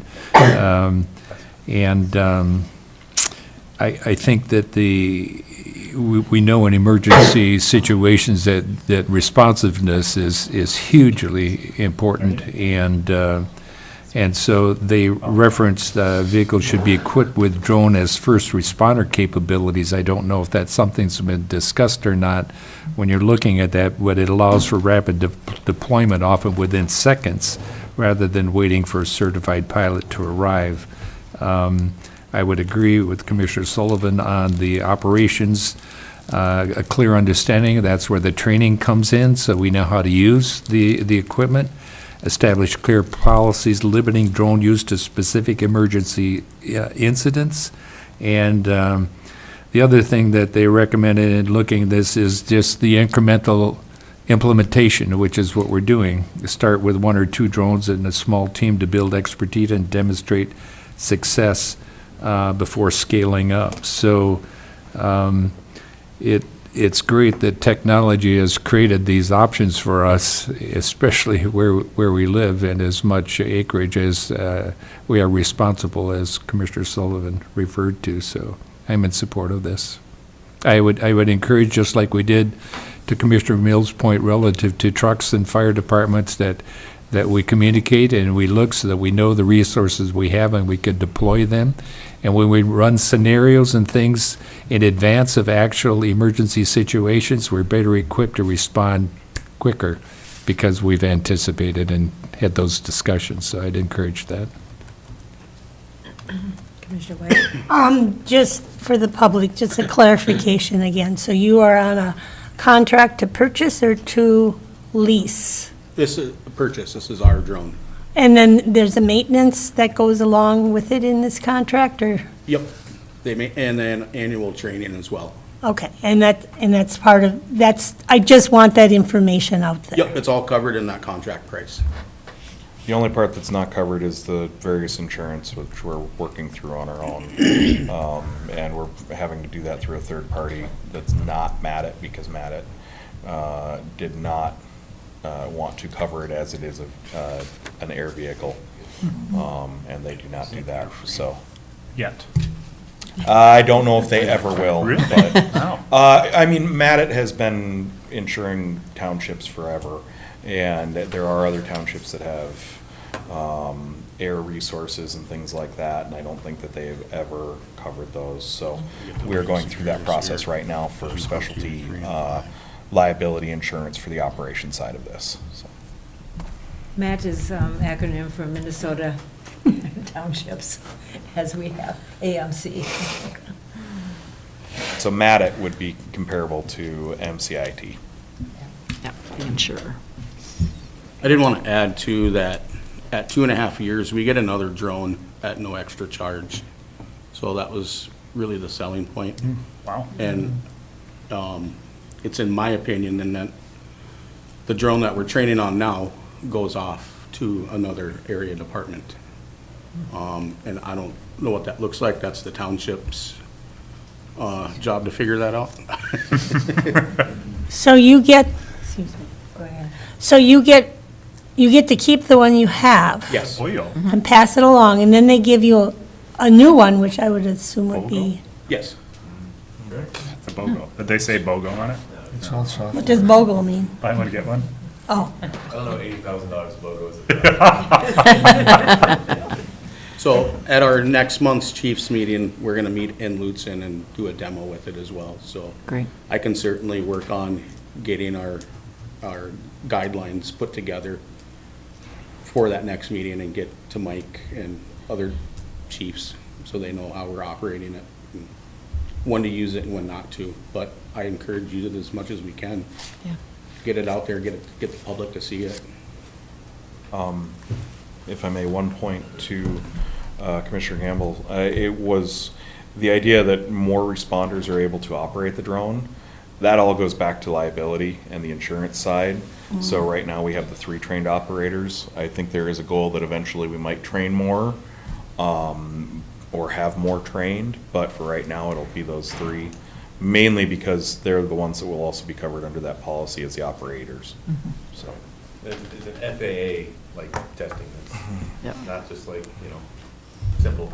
Yeah. There's a lot of moving parts there. It's not a weekend certification, there's Yeah. more to it. These are not private drones. These are not your grandfather's drones. Right. Well, your grandfather didn't even know that. That was an Irish musical response, yeah. They probably looked up to the sky and thought, what is that flying around up there, unidentified objects? Commissioner Gamble. Thank you.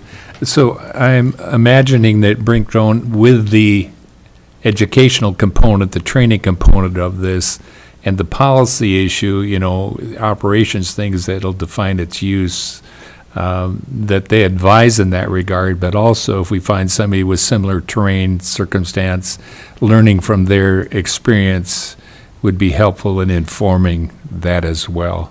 So, yeah. Thank you. So we have a motion and a second. Any further comments or questions? I'll ask for a vote. All in favor? Aye. Hey, Opposed, same sign. Motion passes unanimously. Thank you, guys. You guys Thank better you. get out of here before you have to start paying rent. Go spend some refund money.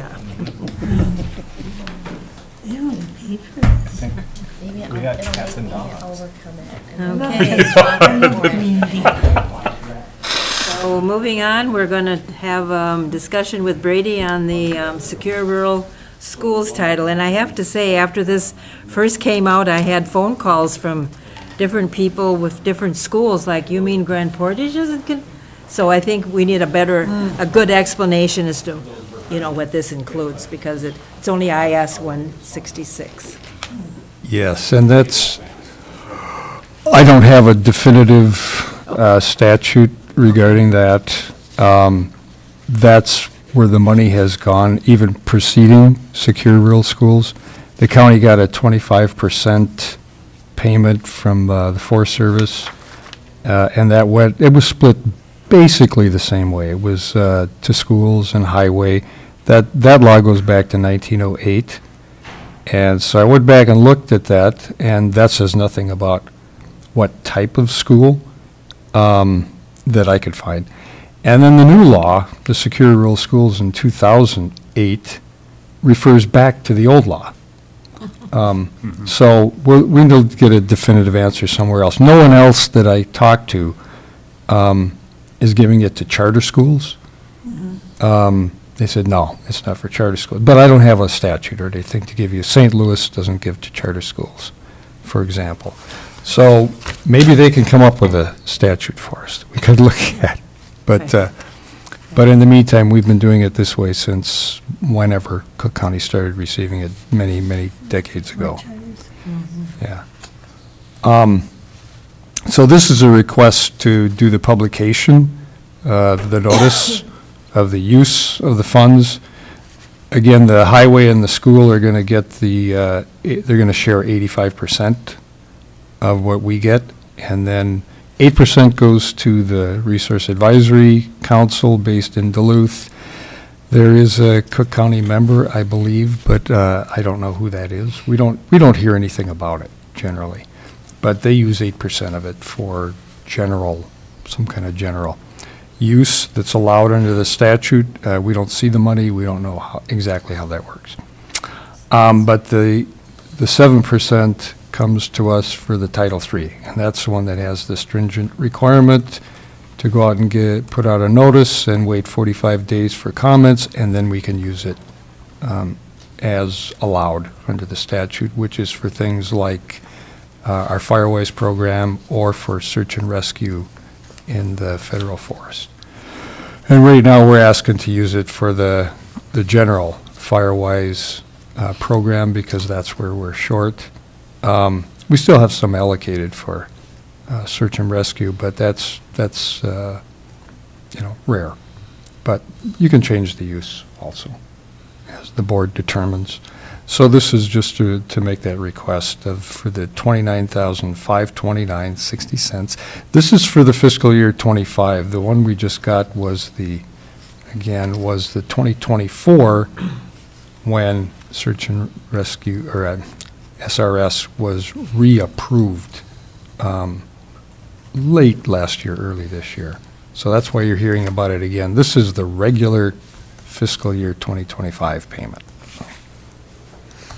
Commissioner Gamble? Yeah, thank you, Madam Chair. Brady, given that proportion that goes search and rescue, I mean, given the conversation we just had, would that actually been a funding source that we could draw that money from for the drone? It's for actual expenses for the search. So if you were doing it, you can't buy equipment with it. When we've used it, it's the sheriff has to come up with the search and rescue team, how many people were out there, what did they spend, and we have to have a list of expenditures. Yeah. Maybe you could allocate a portion of a drone cost or something if they use that. But. And the Secure Rural Schools funding, that's something that we've been vacillating as to whether expectation, we're going to see it or not see it kind of thing? It has to get reapproved. They reapprove, Congress will reapprove it for 2 years or 1 year at a time. They could do it longer, but you know how they operate. The Farm Bill or something. Yeah, they seldom do anything for long periods of time on funding, so.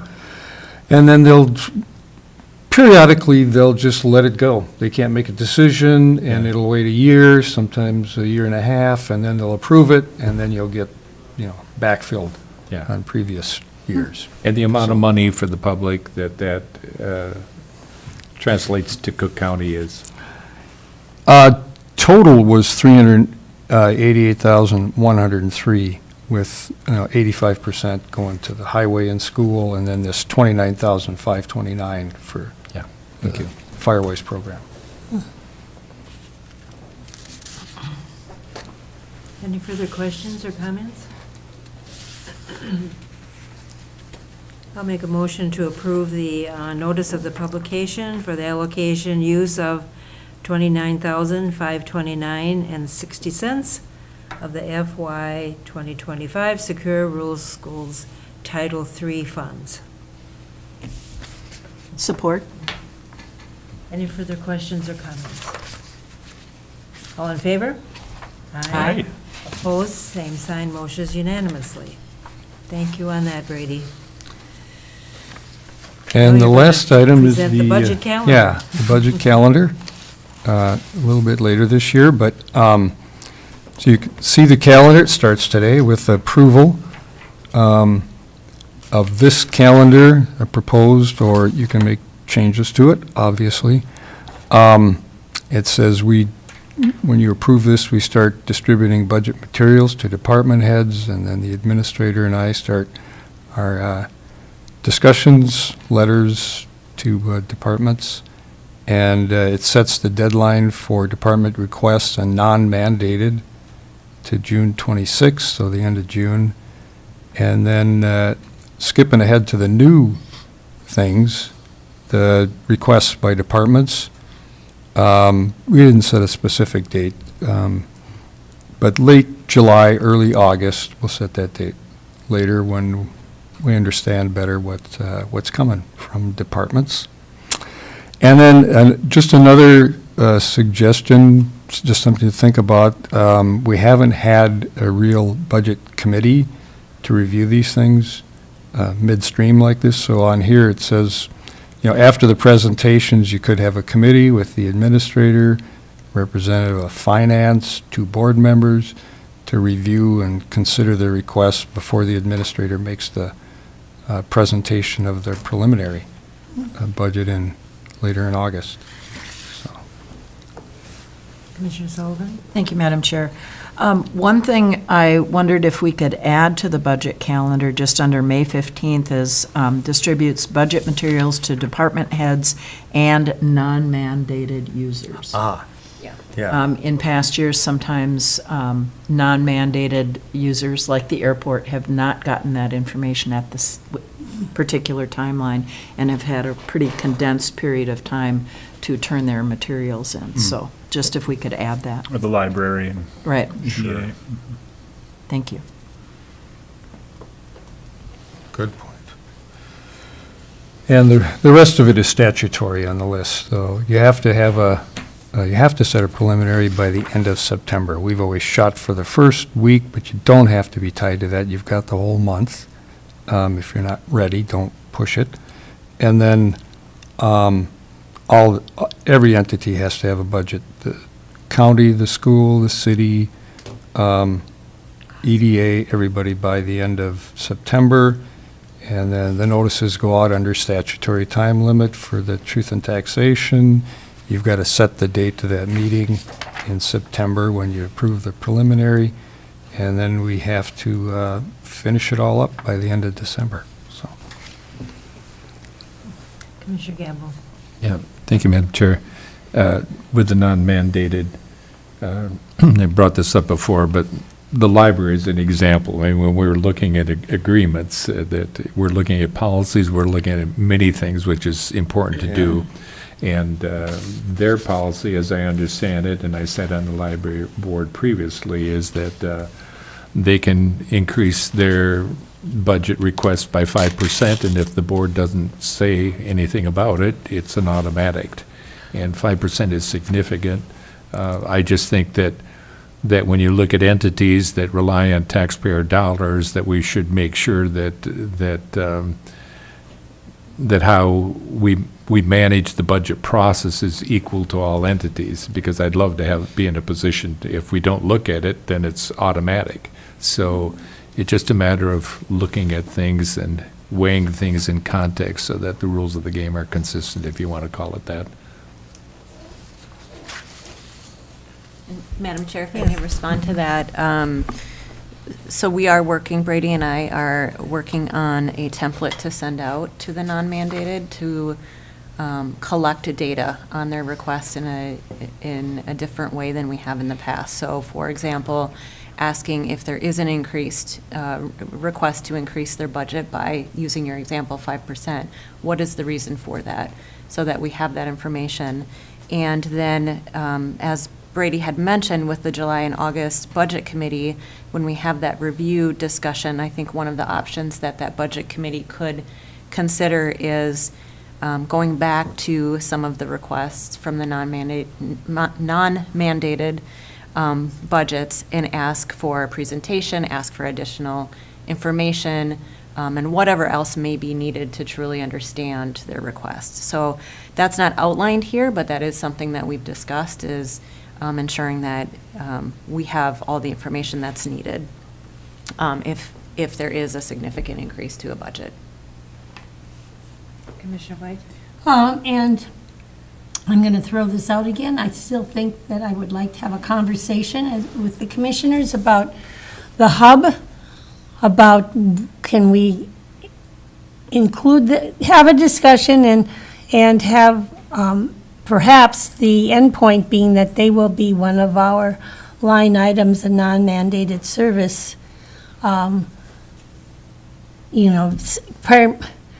Once upon a time, the county supported the hub and even owned the building, and at this point, it's all on them. So, except for what they get through the competition of going after the funding. And so I would like us to have a discussion at some point, because I believe the value of that entity is much greater than it was even when the county was the sole supporter of that place. Commissioner Sullivan?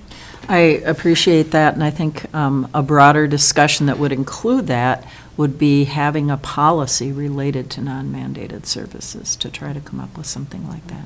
So that'd be a great committee of the whole discussion. Go ahead. And so we have a lot of policies that we need to get on, and Yeah, that one, we and then about the drones or the fire departments. I mean, we need to get a policy in place, and I'm sure there are a lot more, but I'd like those to come to the front of the line. Commissioner Gamble? Thank you, Madam Chair. The recommendation to have a committee, I would say that in looking at budget, we've talked about, the big picture umbrella. What are all of the things that we, as county government, are responsible for? In other words, I guess the way to phrase that is to, what are the things that fall under the umbrella that we are presently supporting? And then evaluating in the context of mandated and non-mandated. So understand, and oftentimes in our discussions we'll say, well, we could do this, and then Brady or our attorney will say, well, you can't under state statute or da-da-da, and it limits our ability to do things in the context of policy, rule of law, statute. And I think we need to have that conversation so that in identifying our values and the level of service that we want to provide in our community, that our dollars will match that discipline process. So having said that as the big picture, then it's a matter of saying, how do we best accomplish that? If we have a budget advisory committee, what is their role and significance of what they are looking at, and by way of coming to recommendation to this body in the budget process? And if we're going to have a committee, what is their role? And I'm just looking at efficiencies and how best to accomplish what we want, so we have other eyes on this and not necessarily create another committee.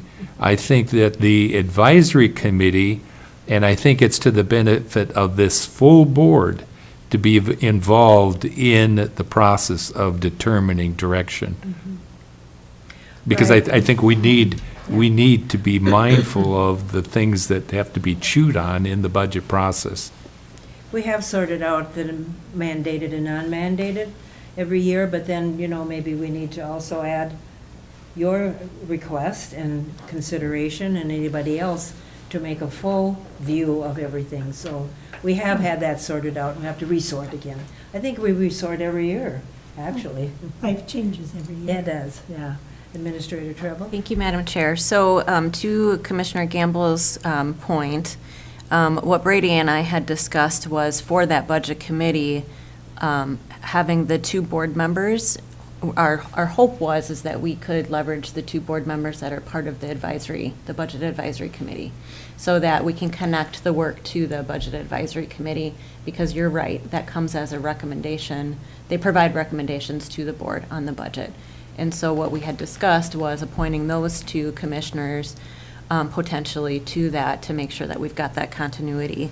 And then to Commissioner White's comment about ensuring that the loan policy and the non-mandated policy are at the top of the list. They are.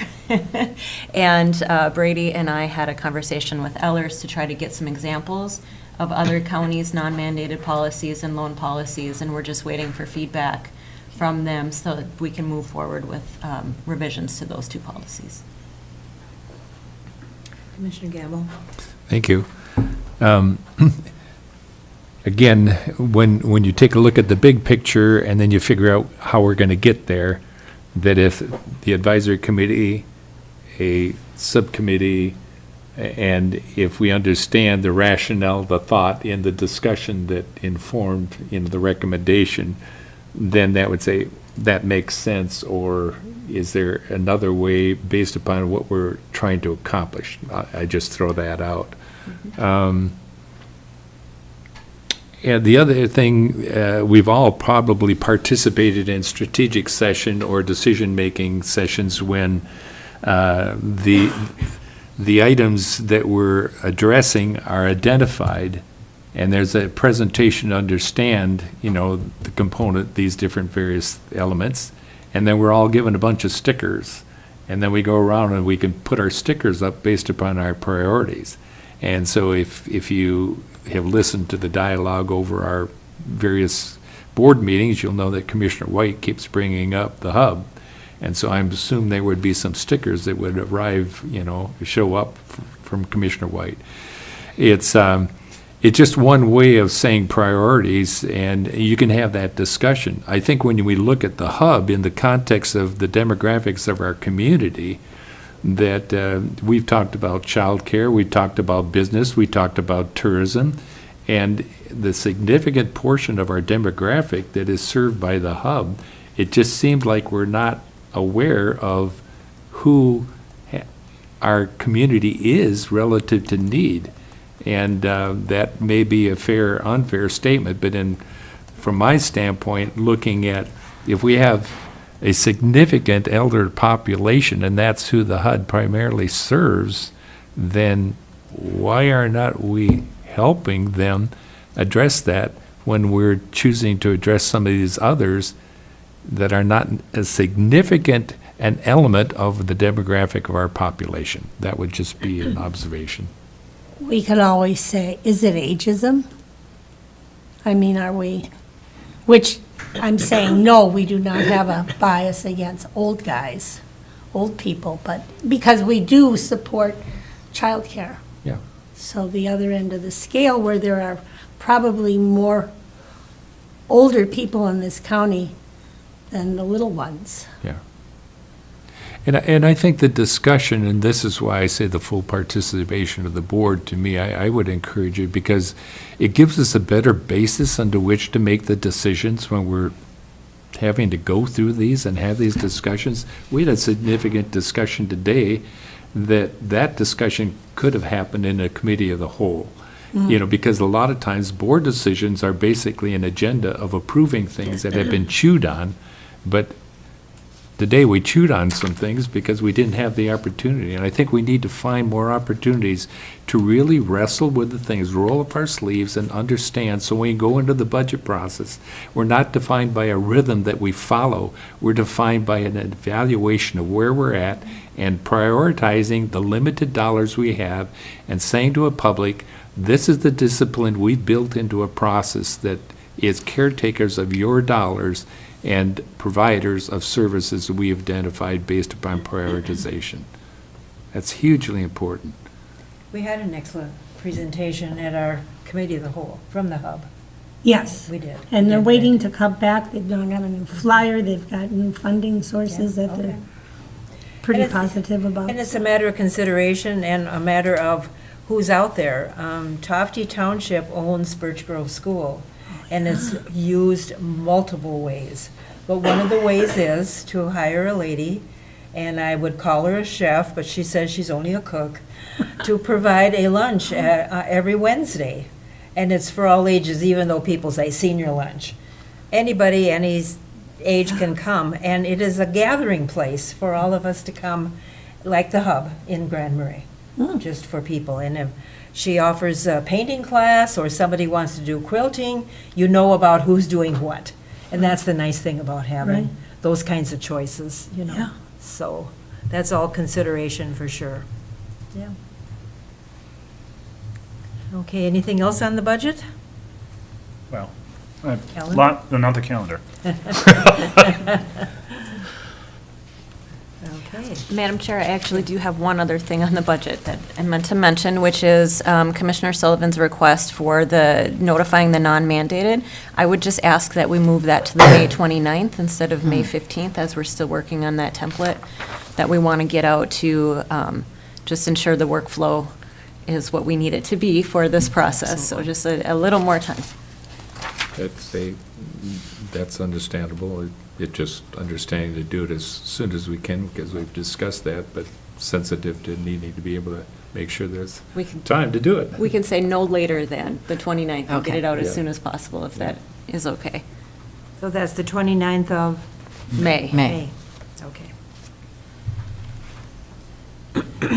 We still need a motion. We do. I'll make a motion to approve the 2027 budget calendar. With the With change. the changes as mentioned to May 29th regarding the non-mandated. I'll support that. Any further questions or comments? All in favor? Aye. Aye. Opposed, same sign, motion passes unanimously. Okay, the next item is, is something that I've been discussing with Administrator Treble. Could we please start with something that we could consider and pass and have a policy on? So we picked these two only because they're pretty simple. I don't think there's a lot of reconsideration on what we do. And so I'll turn this over to Administrator Treble.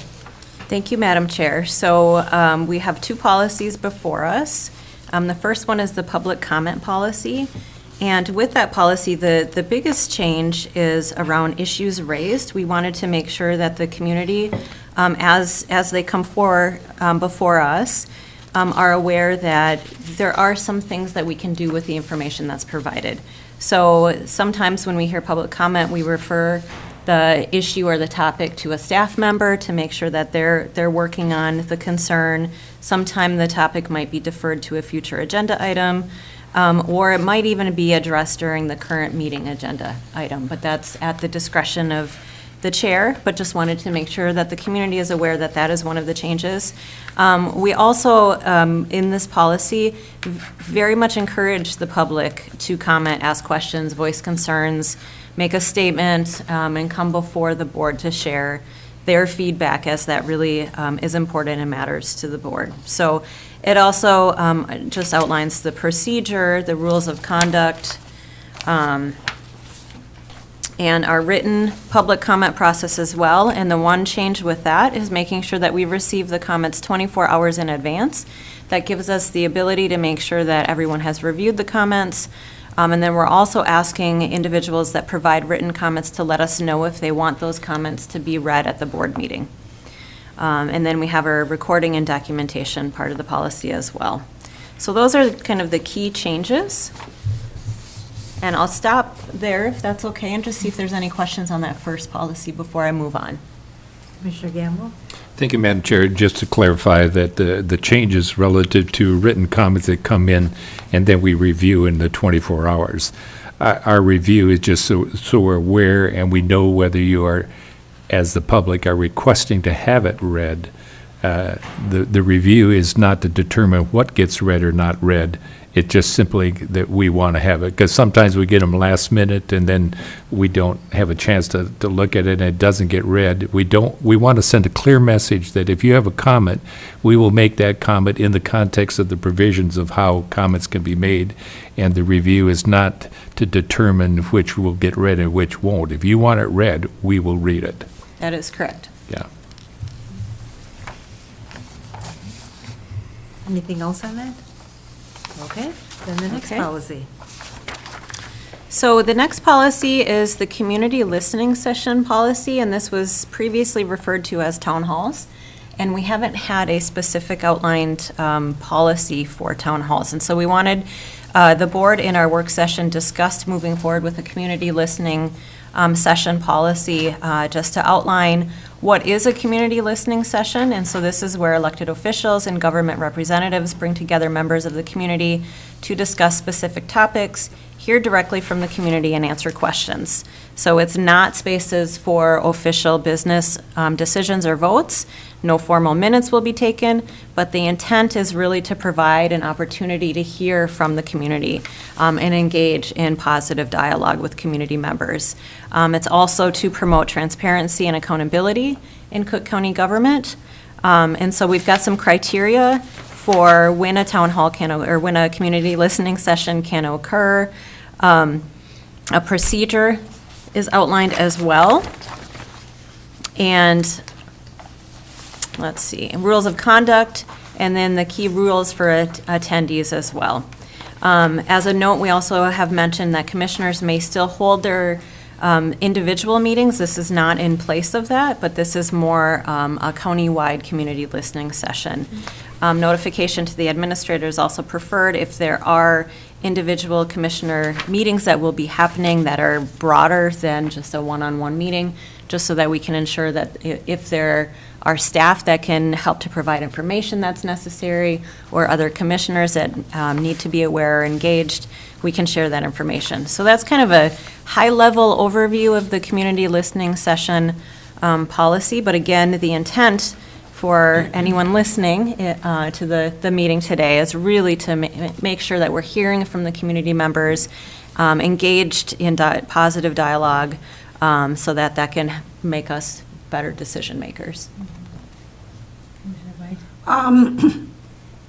The community comments, and when comments come in and the questions or the issues that are raised, and someone sends them to one of our departments to get more information, does someone go back to the person that asked the question and tell them within a timely manner that this is happening, so they know that their comments did not fall on deaf ears, that we are going to try to find the information, or whatever our plan of attack is? I just think getting back to people so they know that they were heard is important.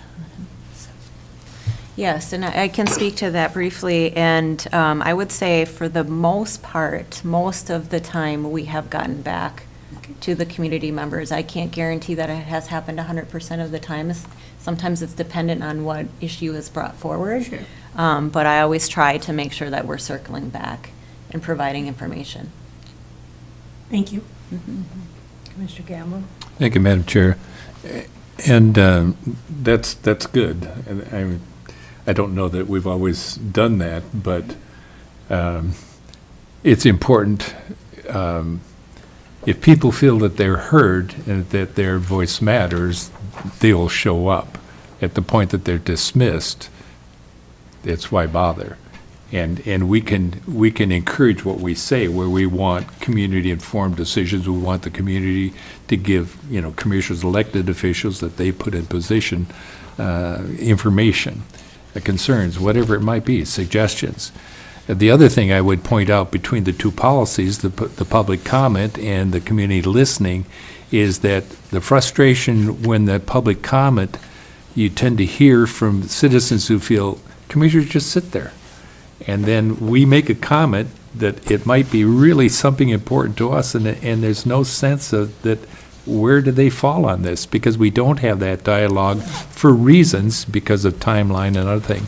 But the community listening is this opportunity for that dialogue.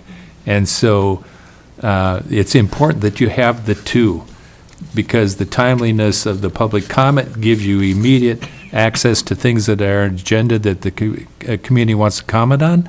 The listening is opportunity on major issues to be able to address those so that we can have that respectful dialogue. So those are two important policies. And the community comment, having once upon my time. Public and- comment? What? Public comment? Public comment, oh yeah, public comment. With a room filled with people, this was up at the school wanting one thing, and like a dozen people spoke all in favor of something. It was not 3 minutes later that the sitting board, it was like no one had said anything. They just, and then they just went on with what they were going to do. And having personally experienced that, that is just a really great way to anger people, to make the community not trust you, and then why bother? Why bother? So we need to, I mean, I believe this board has been working to change that, and I understand why the community hasn't been showing up, but the community needs to know that this can be a pretty exciting place. You should come on Tuesdays and listen to us. We want to hear, and we really need to hear particularly what's not going well in the county, because how would I know? We all live in our bubbles and we all have our other things, but the community is so important, so important. And by and large, we have a great community, so that's it. But on the other hand, if the community does not want to reach out to their commissioners and they just want to sit back and complain about it, I'd like to have a conversation with you, because as a part of a democracy, you have a responsibility to make your voice heard, not just grumble. That's it. The last point here on the community listening session, I'm so lucky because I have townships. You get free food. I do? You go to the Birch Grove. That's not free. Oh. So but the point was, when I went to the township's annual meeting in March, I had a request, could somebody please explain to us all of these VRBOs that are happening? And so I contacted Andrew, and he's coming this coming Thursday evening to the Tofty Township. But it's I mentioned it to all the other townships, so people are aware that if they want to come to Tofty's township meeting on Thursday night, they will hear an explanation, and that's how I kind of deal with the community concerns, because I have that voice with the three townships. Commissioner Gamble? Thank you, Madam Chair. I'd like to make a motion to support the public comment policy and community listening session policy as presented. And in making that motion, also underscore the fact that I appreciate that these two policies sort of came to the forefront with everything that we've got going on, because we recognize their importance. And so we chose to address this and move this forward. So just so the public is aware that when it comes to prioritizing, we realize the importance of public participation. We represent the public in our decisions, and our county administrator in her resume and answering and responding to questions said she likes to make public informed decisions. So this is substance that proves that. Thank you. Support. Okay. Madam Chair, just Ready? one point of clarification. So the, any comments received, at least 24 hours in advance, are recorded in the meeting minutes in full, each one of them. Sometimes there's 10 or 15, just making sure. And even in verbal, have to be translated into written for the minutes. And then when they get published, we always do a summary of what's in the full published minutes. Would that still be the same, where this would be you'd have a summary of comments rather than all published in the newspaper? Are you talking about I'm the asking. newspaper posting? Newspaper, that's where we publish, yeah. Yeah. So would that still be a summary, as the rest of the minutes are a summary? What would you recommend, a summary? Well, I'm just asking, because it's, if you had 25 comments, 5-minute comments, you'd be paying thousands of dollars to print them. Yeah. So My if that happened, I'm being ridiculous, but I'm No, just. my making a point. recommendation, and it's a good point, is that, Yeah. that the summary would appear in the publish with reference to the full in the minutes. And they can reference that. Yeah. So it's not like we're withholding, it's just that we're trying to not spend so much money by publishing verbatim. So, Madam Chair, just to be clear, so then under the first bullet, under recording and documentation, we would change that to a summary will be recorded in the meeting minutes. Well, With reference to No. the full. well, I'm asking whether, see, there's two things. There's one, the minutes that are online versus what gets published in the paper. Right now, they're different. So we put the entire, So it would be a Summary summary will in be the published. published. yeah, that's I what would I'm maybe asking. suggest in the policy that there be an asterisk to that, and then underneath it, just say the publication, the paper publication will be a summary. I would just asterisk it, so it isn't, We can do that. yeah. Yeah, and thank you for bringing that up. I meant to, because I was wondering if it is practical or best practice to publish all public comments, and verbal as well as written. I can see that going even- sideways really fast. Yeah, and I'm not even sure if you had 25, but somebody has to translate it Right. the way it's kind of written, Well, how many even into the languages? regular minutes. But if that's what the board wants, they want, if there are 25 5-minute comments, or I don't know what the period is, do you want them in the full, what am I saying? Not the. Minutes? Not the newspaper minutes, but even in the regular, do you want the full of everything that is said 24 hours in advance in the regular minutes? It may dwarf the rest of the minutes. Right, For right. example. I'm just asking. No, right. Okay. I mean, that's what I was concerned about. Summary. Yes, Summary. Yeah, yeah. Summary. But even in like the legal minutes, that's what I'm like, is this, what is best practice? Is this done elsewhere where A summary. only summaries is my understanding? So-and-so is here and spoke. I mean, sometimes there's a topic included, but I just see that getting way out of hand immediately. And I would add for transparency, it is live streamed. So some boards do not live stream, and some choose to live stream just the business items and not public comment. So I would say from a transparency standpoint, because we are live streaming, anyone who's interested in that part of the dialogue can go back and listen to that. So I think either a summary or just identifying the topic and the person that has spoken would be appropriate. I would agree.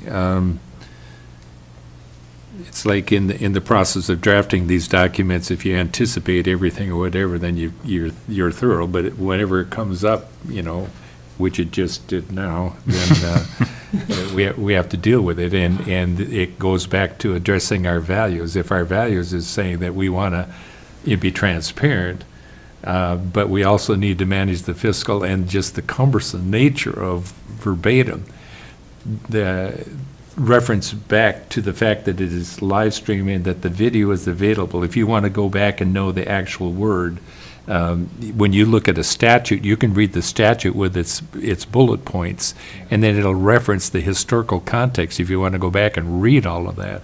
So I think, how do we provide transparency and yet not encumber the process?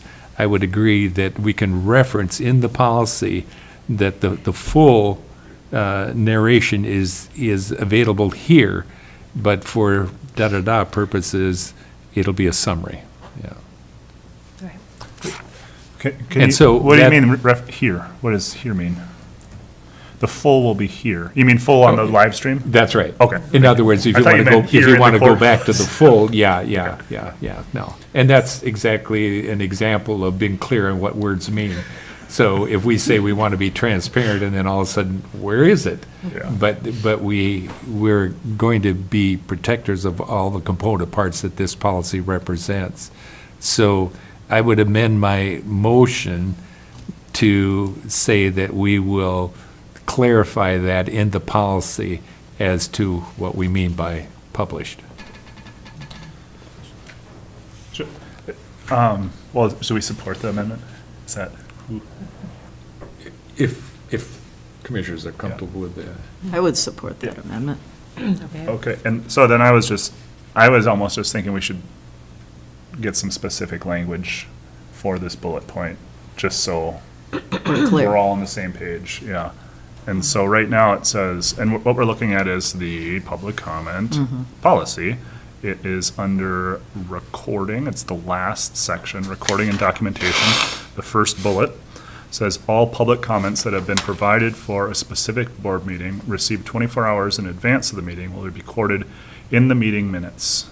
This will include comments that are provided in verbal and written formats. And so should we say A summary. a summary of all public comments? Is that good enough, or is that not good enough? Is that what we want? Personally, that's what I would want, and I think is reasonable, given that we have the live stream. And I would say, if you're going to say that language in the policy, that then you would still asterisk it and put down the full.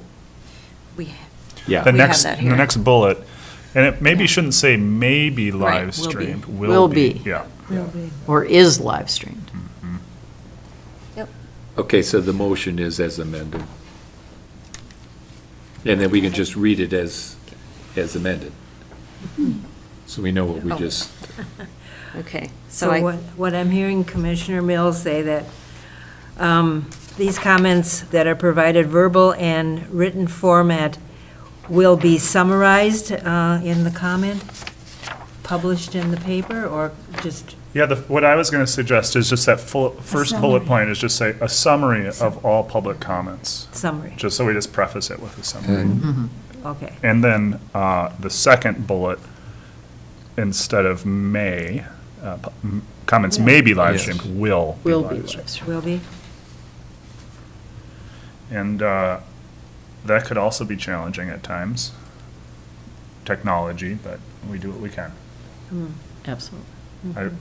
I know there have been instances where that didn't come as it should have, so. But So we're just like the rest of the world with technology. I, who do not have a laptop that's working today. So, now that I did that aside, I don't know what I was saying, but anyway, I believe, at some point, we need to have, there was a discussion a couple of years ago, like, how long do we pay for keep Retention. archiving, and how many years do we go back? And that. we need a policy for That's- that. do have a Yeah. policy for that. So the board approved a policy for that at, I can't remember if it was our last meeting or the meeting was before recently. that, but it was our data retention policy. How long? I would need to look Ann back would know. to see, it depends on. It's either there's 3 or different- 5 years, I can't recall. was- The streaming was excluded from that. That was something I'd asked directly about because how frequently I reference years and years and years ago. And Stacy And I used to bel- do that, too. Yeah, and I believe it was directly referenced. No, this is just for staff's data. I can be wrong. I'm often wrong. I will look into that and I will get back to the board. Okay. But that's, this is going back to an earlier discussion that Commissioner White was referencing, is Rowan directly addressed the streaming. Expensive. It's very expensive. It is. The retention there, and so that's something we're gonna have to wrestle with, but I see so much value there, being able to go back 10 years and reference what was discussed. It's really powerful, because the minutes, I feel like, can't always capture everything that's going on in the room. as long as we own the historical building, I think that's where we storm. Yeah, we should just do it, we should take it offline. Put them on tape. Vinyl. Microfiche. Vinyl is the, oh, yeah, microfiche, yeah. Type them up and put them on microfiche. So Commissioner Mills, you amended your motion, Oh, I'm sorry, yeah. It was my Friendly motion, amendment. and I, as amended. amended, Yeah. as amended. Okay, do we have that as amended? Okay. Okay. All right, good. We have everything there, and it'll be tweaked, you know, because this is the first policy that we've put together in these two topics, and so, but it's good to go over it with everybody, and when it gets into action, then we'll see. Madam Chair, one thing I neglected to state was that this will be put in the handbook as well, the Commissioner's Handbook. Yes, And so I will right. work with the County Attorney's Office on the updates to that, and we'll be working on those updates for the election and have it ready by that time as well. Okay. Great. Okay, on that. So do you have any other updates for us, Administrator? Oh, We need did to vote. Oh, vote. you haven't? Oh. Okay, let's do that, shall we? Okay, I'm not going to ask for any further comments. I'm going to ask for a vote. All in favor? Aye. Opposed, same sign. Motion passes unanimously. All righty. Updates from the Administrator. Thank you, Madam Chair. Just a couple brief updates. First of all, and I think some of our commissioners can speak to this as well, but we had the first SGSD meeting yesterday, and I was not able to make it as I was at another meeting with Grand Portage that I'll talk about in a moment, but it was the kickoff meeting, and so they'll be meeting monthly as we move forward and figuring out what our steps are with that project. So just wanted to make sure the community is aware of that. The meeting that I was at yesterday was a meeting with Chairman Deschamps, Anna Deschamps, Judge Hankey, and April McCormick. So I met with them just to talk about staffing changes at the county and any other areas of collaboration or concern that needed to be addressed. And we have decided that we're going to start meeting bi-monthly with that group. And so I look forward to continuing to meet with them and work with all of them as we move forward. So just wanted to make sure the board is aware of that. And the last update I have is just a construction update for two capital projects, the law enforcement in the center and the transfer station. The law enforcement center, we're finishing up the rough and electrical work, plumbing, and the HVAC, and getting ready for sheetrock. So that continues to move forward very nicely. Transfer station, the interior concrete is 99% complete. And there's not a lot of interior kind of wrapping up work that needs to happen as it's a transfer station, and so a lot of it just remains as is. And so that work will happen pretty quickly. We still have some exterior work that needs to happen, and so we'll be finishing the interior finishes and then continuing the exterior work. But hoping to be done with that project in the near future. So both are moving forward very well. So those are my updates. Okay, thank you. Moving on to Commissioner reports, any meeting updates? Anybody else? Well, I was at the hub yesterday, but they're just zooming along and they're exhausting in their enthusiasm and their efforts. Okay. Commissioner Sullivan? Commissioner White and I were both at the Subordinate Governmental Service District meeting, and it was a really good first meeting. We reviewed the charter, talked about kind of the direction that the group will be taking, looking at times that we will be meeting, and we're just anxious to get to our June meeting. Okay. I also have some other updates. We had our AMC Solid Waste Group, and I think the information that Neva shared with us and the vote we took there is very reflective of a lot of the concerns and efforts that are going on in counties in northeastern Minnesota and throughout the state. Number of us attended. It was Commissioner Gamble and Administrator Treble and I, the nuts, bolts, and boardrooms presentation by AMC. And we spent time with Bruce Kimmel and Ellers talking about alignment of strategic plan and our capital improvement plans, how to align resources with our goals, looking at sustainability, and then we also talked about state bonding, congressionally directed spending, and just in general, good governance, talking about our roles, responsibilities, and how we work as a team. But it was a very, very effective workshop, and I think on Friday, the opportunity to, that Friday morning, go to the Capitol and actually go in the House, go in the Senate, and the Supreme Court and talk about the kinds of cases that they're dealing with and how that kind of backs up to the work that we do was very valuable. We had our emergency management conference the first weekend of May, and the Minnesota Air Rescue Team came, and I want to stress to the public that our response when we asked the Minnesota Air Rescue Team to come to Cook County is free. We do not pay anything for that service. It's a partnership between the Minnesota State Patrol Flight Section and the St. Paul Fire Department. The equipment, the helicopters, the staffing, and everything is fantastic. It's very specialized support that we get for search and rescue in really remote and hard-to-reach areas.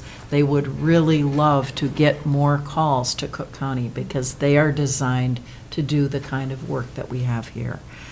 So that was really stressed for those that were in attendance.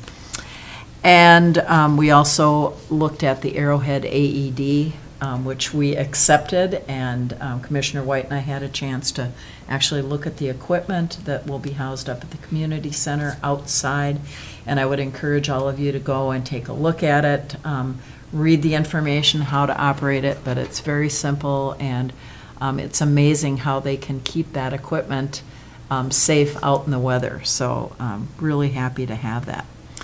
We had a 2-day Boundary Waters Canoe Area Collaborative meeting. This is done annually, and we made recommendations to the U.S. Forest Service on changes related to permitting, the reservation system, visitor management, AIS, fire management. And so later this month, there will be some information that the U.S. Forest Service will put out in response to our recommendations. And I don't share that because it's part of controlled unclassified information. There's federal rules about what you can share, and so the U.S. Forest Service will be sharing our recommendations and their response. But it was a really excellent meeting, and in particular, I was fascinated by what I learned about fire management. We had a 4-hour field trip, if you will, that took us out to private, and this is all adjacent land that was private, state, federal, and boundary waters area to see the different kinds of fire management techniques that are allowed in each of those areas. And we looked at it, years after a burn to see what grew back and what it was like, and it was really incredible and was a very nice bit of background information to have prior to our Soil and Water Conservation District meeting last week, where the group approved a Prescribed Fire Act resolution. And that knowledge that I had really helped me to understand that solution and how important it was. But that resolution is requesting that our state legislature standardize training and certification across government and also private entities to enact prescribed burns. Right now, we don't have enough people to do what our landscape needs to protect our property. And so hopefully that will create a state-backed insurance fund also for prescribed burn bosses, and we'll put in motion some things that are really needed, particularly in northern Minnesota right now. So that was very valuable. We had Pat Eliasen's retirement gathering last Friday. He had his final sign-off on the radio, which is kind of a solemn and respected tradition that sheriffs have as they leave. So that was great to participate in. And then for tonight, a little homework for all of you in the public. WDIO, which is an ABC affiliate out of Duluth, has a special on workforce housing, and they are featuring the Heights here in Grand Marais as part of the way that communities can solve their workforce housing issues. So I would encourage you and the public to all look at that. Is that the one at 6 o'clock? That's at 10 p.m. Oh, at 10, we have to stay. Yeah, we got to stay up late. Not possible. Sorry. I thought it was 6. Okay. I'd like to piggyback on what Commissioner Sullivan said about the air rescue. They were very emphatic and repetitive in saying, even if you think you've got an emergency where we could help, call us. And we will not take offense if we get in the air and you call us back and say false alarm. Because that's what they're there for, because they can, as they said, we can get inland a lot faster than you taking a 12-hour paddle in to rescue somebody. So they want to be called, and they also reiterated, the taxpayers of Minnesota pay for it, not specifically Right. Cook County, and they will not send us a bill for false alarms. That's correct. And if anybody would like to look at video of that, I have it and would be happy to share it after our board meeting. So you can see what a tiny area they can drop into. So right in front of where we're sated, they can drop in equipment, multiple people, and it's just amazing. A little hole in the trees and they can drop down. So very, very skillful operators. Anyone else with meetings? Commissioner Gamble? Thank you, Madam Chair. I would just reiterate that the nuts and bolts, some excellent presenters, and it's a great resource. AMC, Association of Minnesota Counties, are always looking for ways to equip elected officials, those that work on behalf of county, and we had a couple of those sessions when we just said, wow, those people know what they're talking about. Sometimes you have individuals that are tentative, that have knowledge, and sometimes you have individuals that have both knowledge and lived experience, and they are not tentative. They are very, I know what I'm talking about, and that benefits us because of all of that learned experience. It helps inform us, so that definitely is a good resource. And you also will get calls from individuals that participated with you from other counties that follow up on issues that get addressed. I think that part of the benefit of building in value to those that attend those is if somehow we could summarize some of those things for the benefit of staff on some of those key things. If I may respond to that, Madam Chair, I did send out the PowerPoint presentations. I downloaded them and sent them out to our management advisory Okay, team so that they great. have the resources. Yeah, it's great, so that's very good. I did participate, it is a course that I had enrolled in a year ago, which is the effective budgeting, and budgeting that matters is what they call it, and evidence-based, and they have a meeting every monthly Wednesday, and so I participated in that.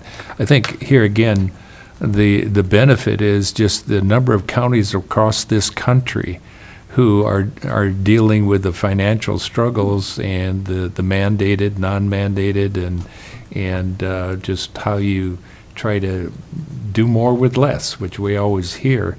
But hearing their stories and being able to discuss these issues is very beneficial. The other thing, I think we all probably got a notification that the Minnesota legislature passed a significant human resource funding. So how that translates into addressing the real issues relative to processes and how information gets input and dealt with remains to be seen. Personally, I think it's an allocation of both dollars as well as a commitment to a timeline that doesn't take 5 years to figure it out. That there's others that do it well. Let's learn from them and implement that. And then the Public Health Advisory Committee are meeting jointly with the Mental Health Advisory Committee, and we'll make a determination moving forward whether we want to combine those two committees. And I do see some real benefit in the nature of the subject matter and the issues that we're dealing with when it comes to wellness overall. So I think that'll be very beneficial.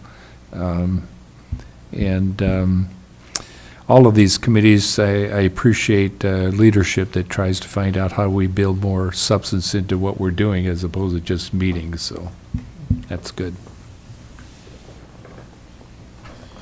Yeah, and I just have one meeting I would, one meeting to update on, but there's the Taconite Harbor Open House, being asked to share information about, and so that is Monday, June 15th, 4 to 7 p.m. at the Schroeder Town Hall.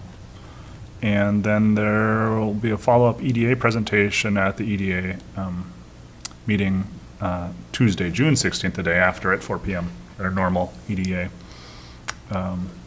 meeting. So that's that. But if we go to the EDA's website, I think all of the TAC Harbor Advisory Committee materials are all up there, and you can see. And just want to point out, this is not a master plan. It's more of just a vision and a bubble map and that sort of thing. Just I think the real value is maybe just in the behind the history and all the info we can find coming to that. And so I think the presentation will be good for that. Just to see the before and where things could or might go based on how our community wants to and what options are available out there. Other meeting I just touched on is the Food Access Council, and that was a really great meeting. And this one had a little bit different slant, and Sarah Waddle was kind of led the charge on an exercise with the group, just looking at the different areas, touch points where food access can be. And it was really enlightening to me because, I'm someone who always wants to try to do it all, and we can't do it all, but we can still try to do it all.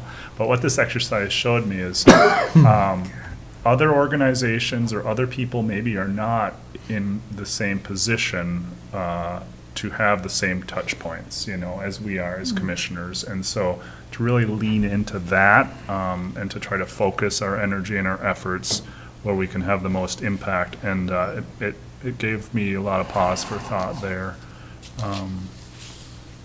And I'm sure she has the materials. I was doing it off camera, so it wasn't quite as good. But they did an excellent job of having the in-the-room folks and then the virtual folks doing their own and then coming together. It was really, really well done. So kudos to Sarah and then Christina, too, of course, for holding that meeting. And that's all I wanted to update on. Okay, thank you. I did attend an interesting emergency management topic Friday, and that we're all familiar with 911, 988. I did not realize if you're even having a bad day to call and just, have somebody listen. Obviously, at the other end, if there's some mental issues, they're there to refer you to, especially to perhaps an area that would be more helpful, like to our county. 988 is a general number, and then they would refer a person here. We had a presenter from Carleton County and for the local staff too, and it was really enlightening and encouraging, because if we know of people who are having a bad day or a meltdown, no matter what age, as long as they can talk, because we know kids have meltdowns all the time. But it was really very much enlightening for sure. Okay. Thank you, everyone. Yes. Yeah, I was just on that issue in the public health, mental health advisory committees. We had a presentation from Mobile Crisis, and I believe Mobile Crisis will be presenting at the next public health. So that's an organization that's been around lots of years and know what they're doing. So it'll be a good partnership. That's what I was wondering, is just what your take was. But okay. Yeah. And when we look at it, it's just saying, what's our experience been in previous relationships and why it works and what doesn't work. And I think in our previous with Birchwood is that they're very out of Duluth. They're set up to address the issues that they deal with locally, and whereas the other organization that we'll have the presentation on, they deal throughout the state of Minnesota, so they're very well experienced in these areas on multiple levels, so it'll be good for the board to see that presentation. So being this is the month of May, we have Memorial Day, and so the courthouse will be closed on Monday, May 25th, and then our next board meeting is the next day, on the 26th. So be aware of that. We have May staff anniversaries. Cody Johnson with the highway, 1 year. Jesse Johnson, Land Services, 2 years. Morgan Starkey, Sheriff, 2 years. Ty Backlund, Sheriff, 3 years. Stephen Genesee, Soil and Water, 4 years. Tia Parks with the highway, 4 years. Jason Hughes, Sheriff, 11 years. Troy Ohm with maintenance, 11 years. Kyle Hoberg with the MIS, 21 years. Paul Spry, Sheriff, 24 years. And Darcy Zeller, Sheriff, 28 years. And then milestone anniversaries, Elena Hansel with Soil and Water, 15 years. Allison Plummer with HR, 20 years. Will Sandstrom, Sheriff, 25 years. And Rusty Johnson with the Highway, 30 years. Yes. Madam Chair, Cody Johnson is actually with Land Services, so we've got an error in the agenda there, so I just okay. wanted to make mention of that. I now promote you to the other department. Okay. With no other business, I will adjourn our meeting for the day. Thank you. Thanks, everyone. So you were right, like streaming is not yet included in my policy, but that's why I. This is your risk.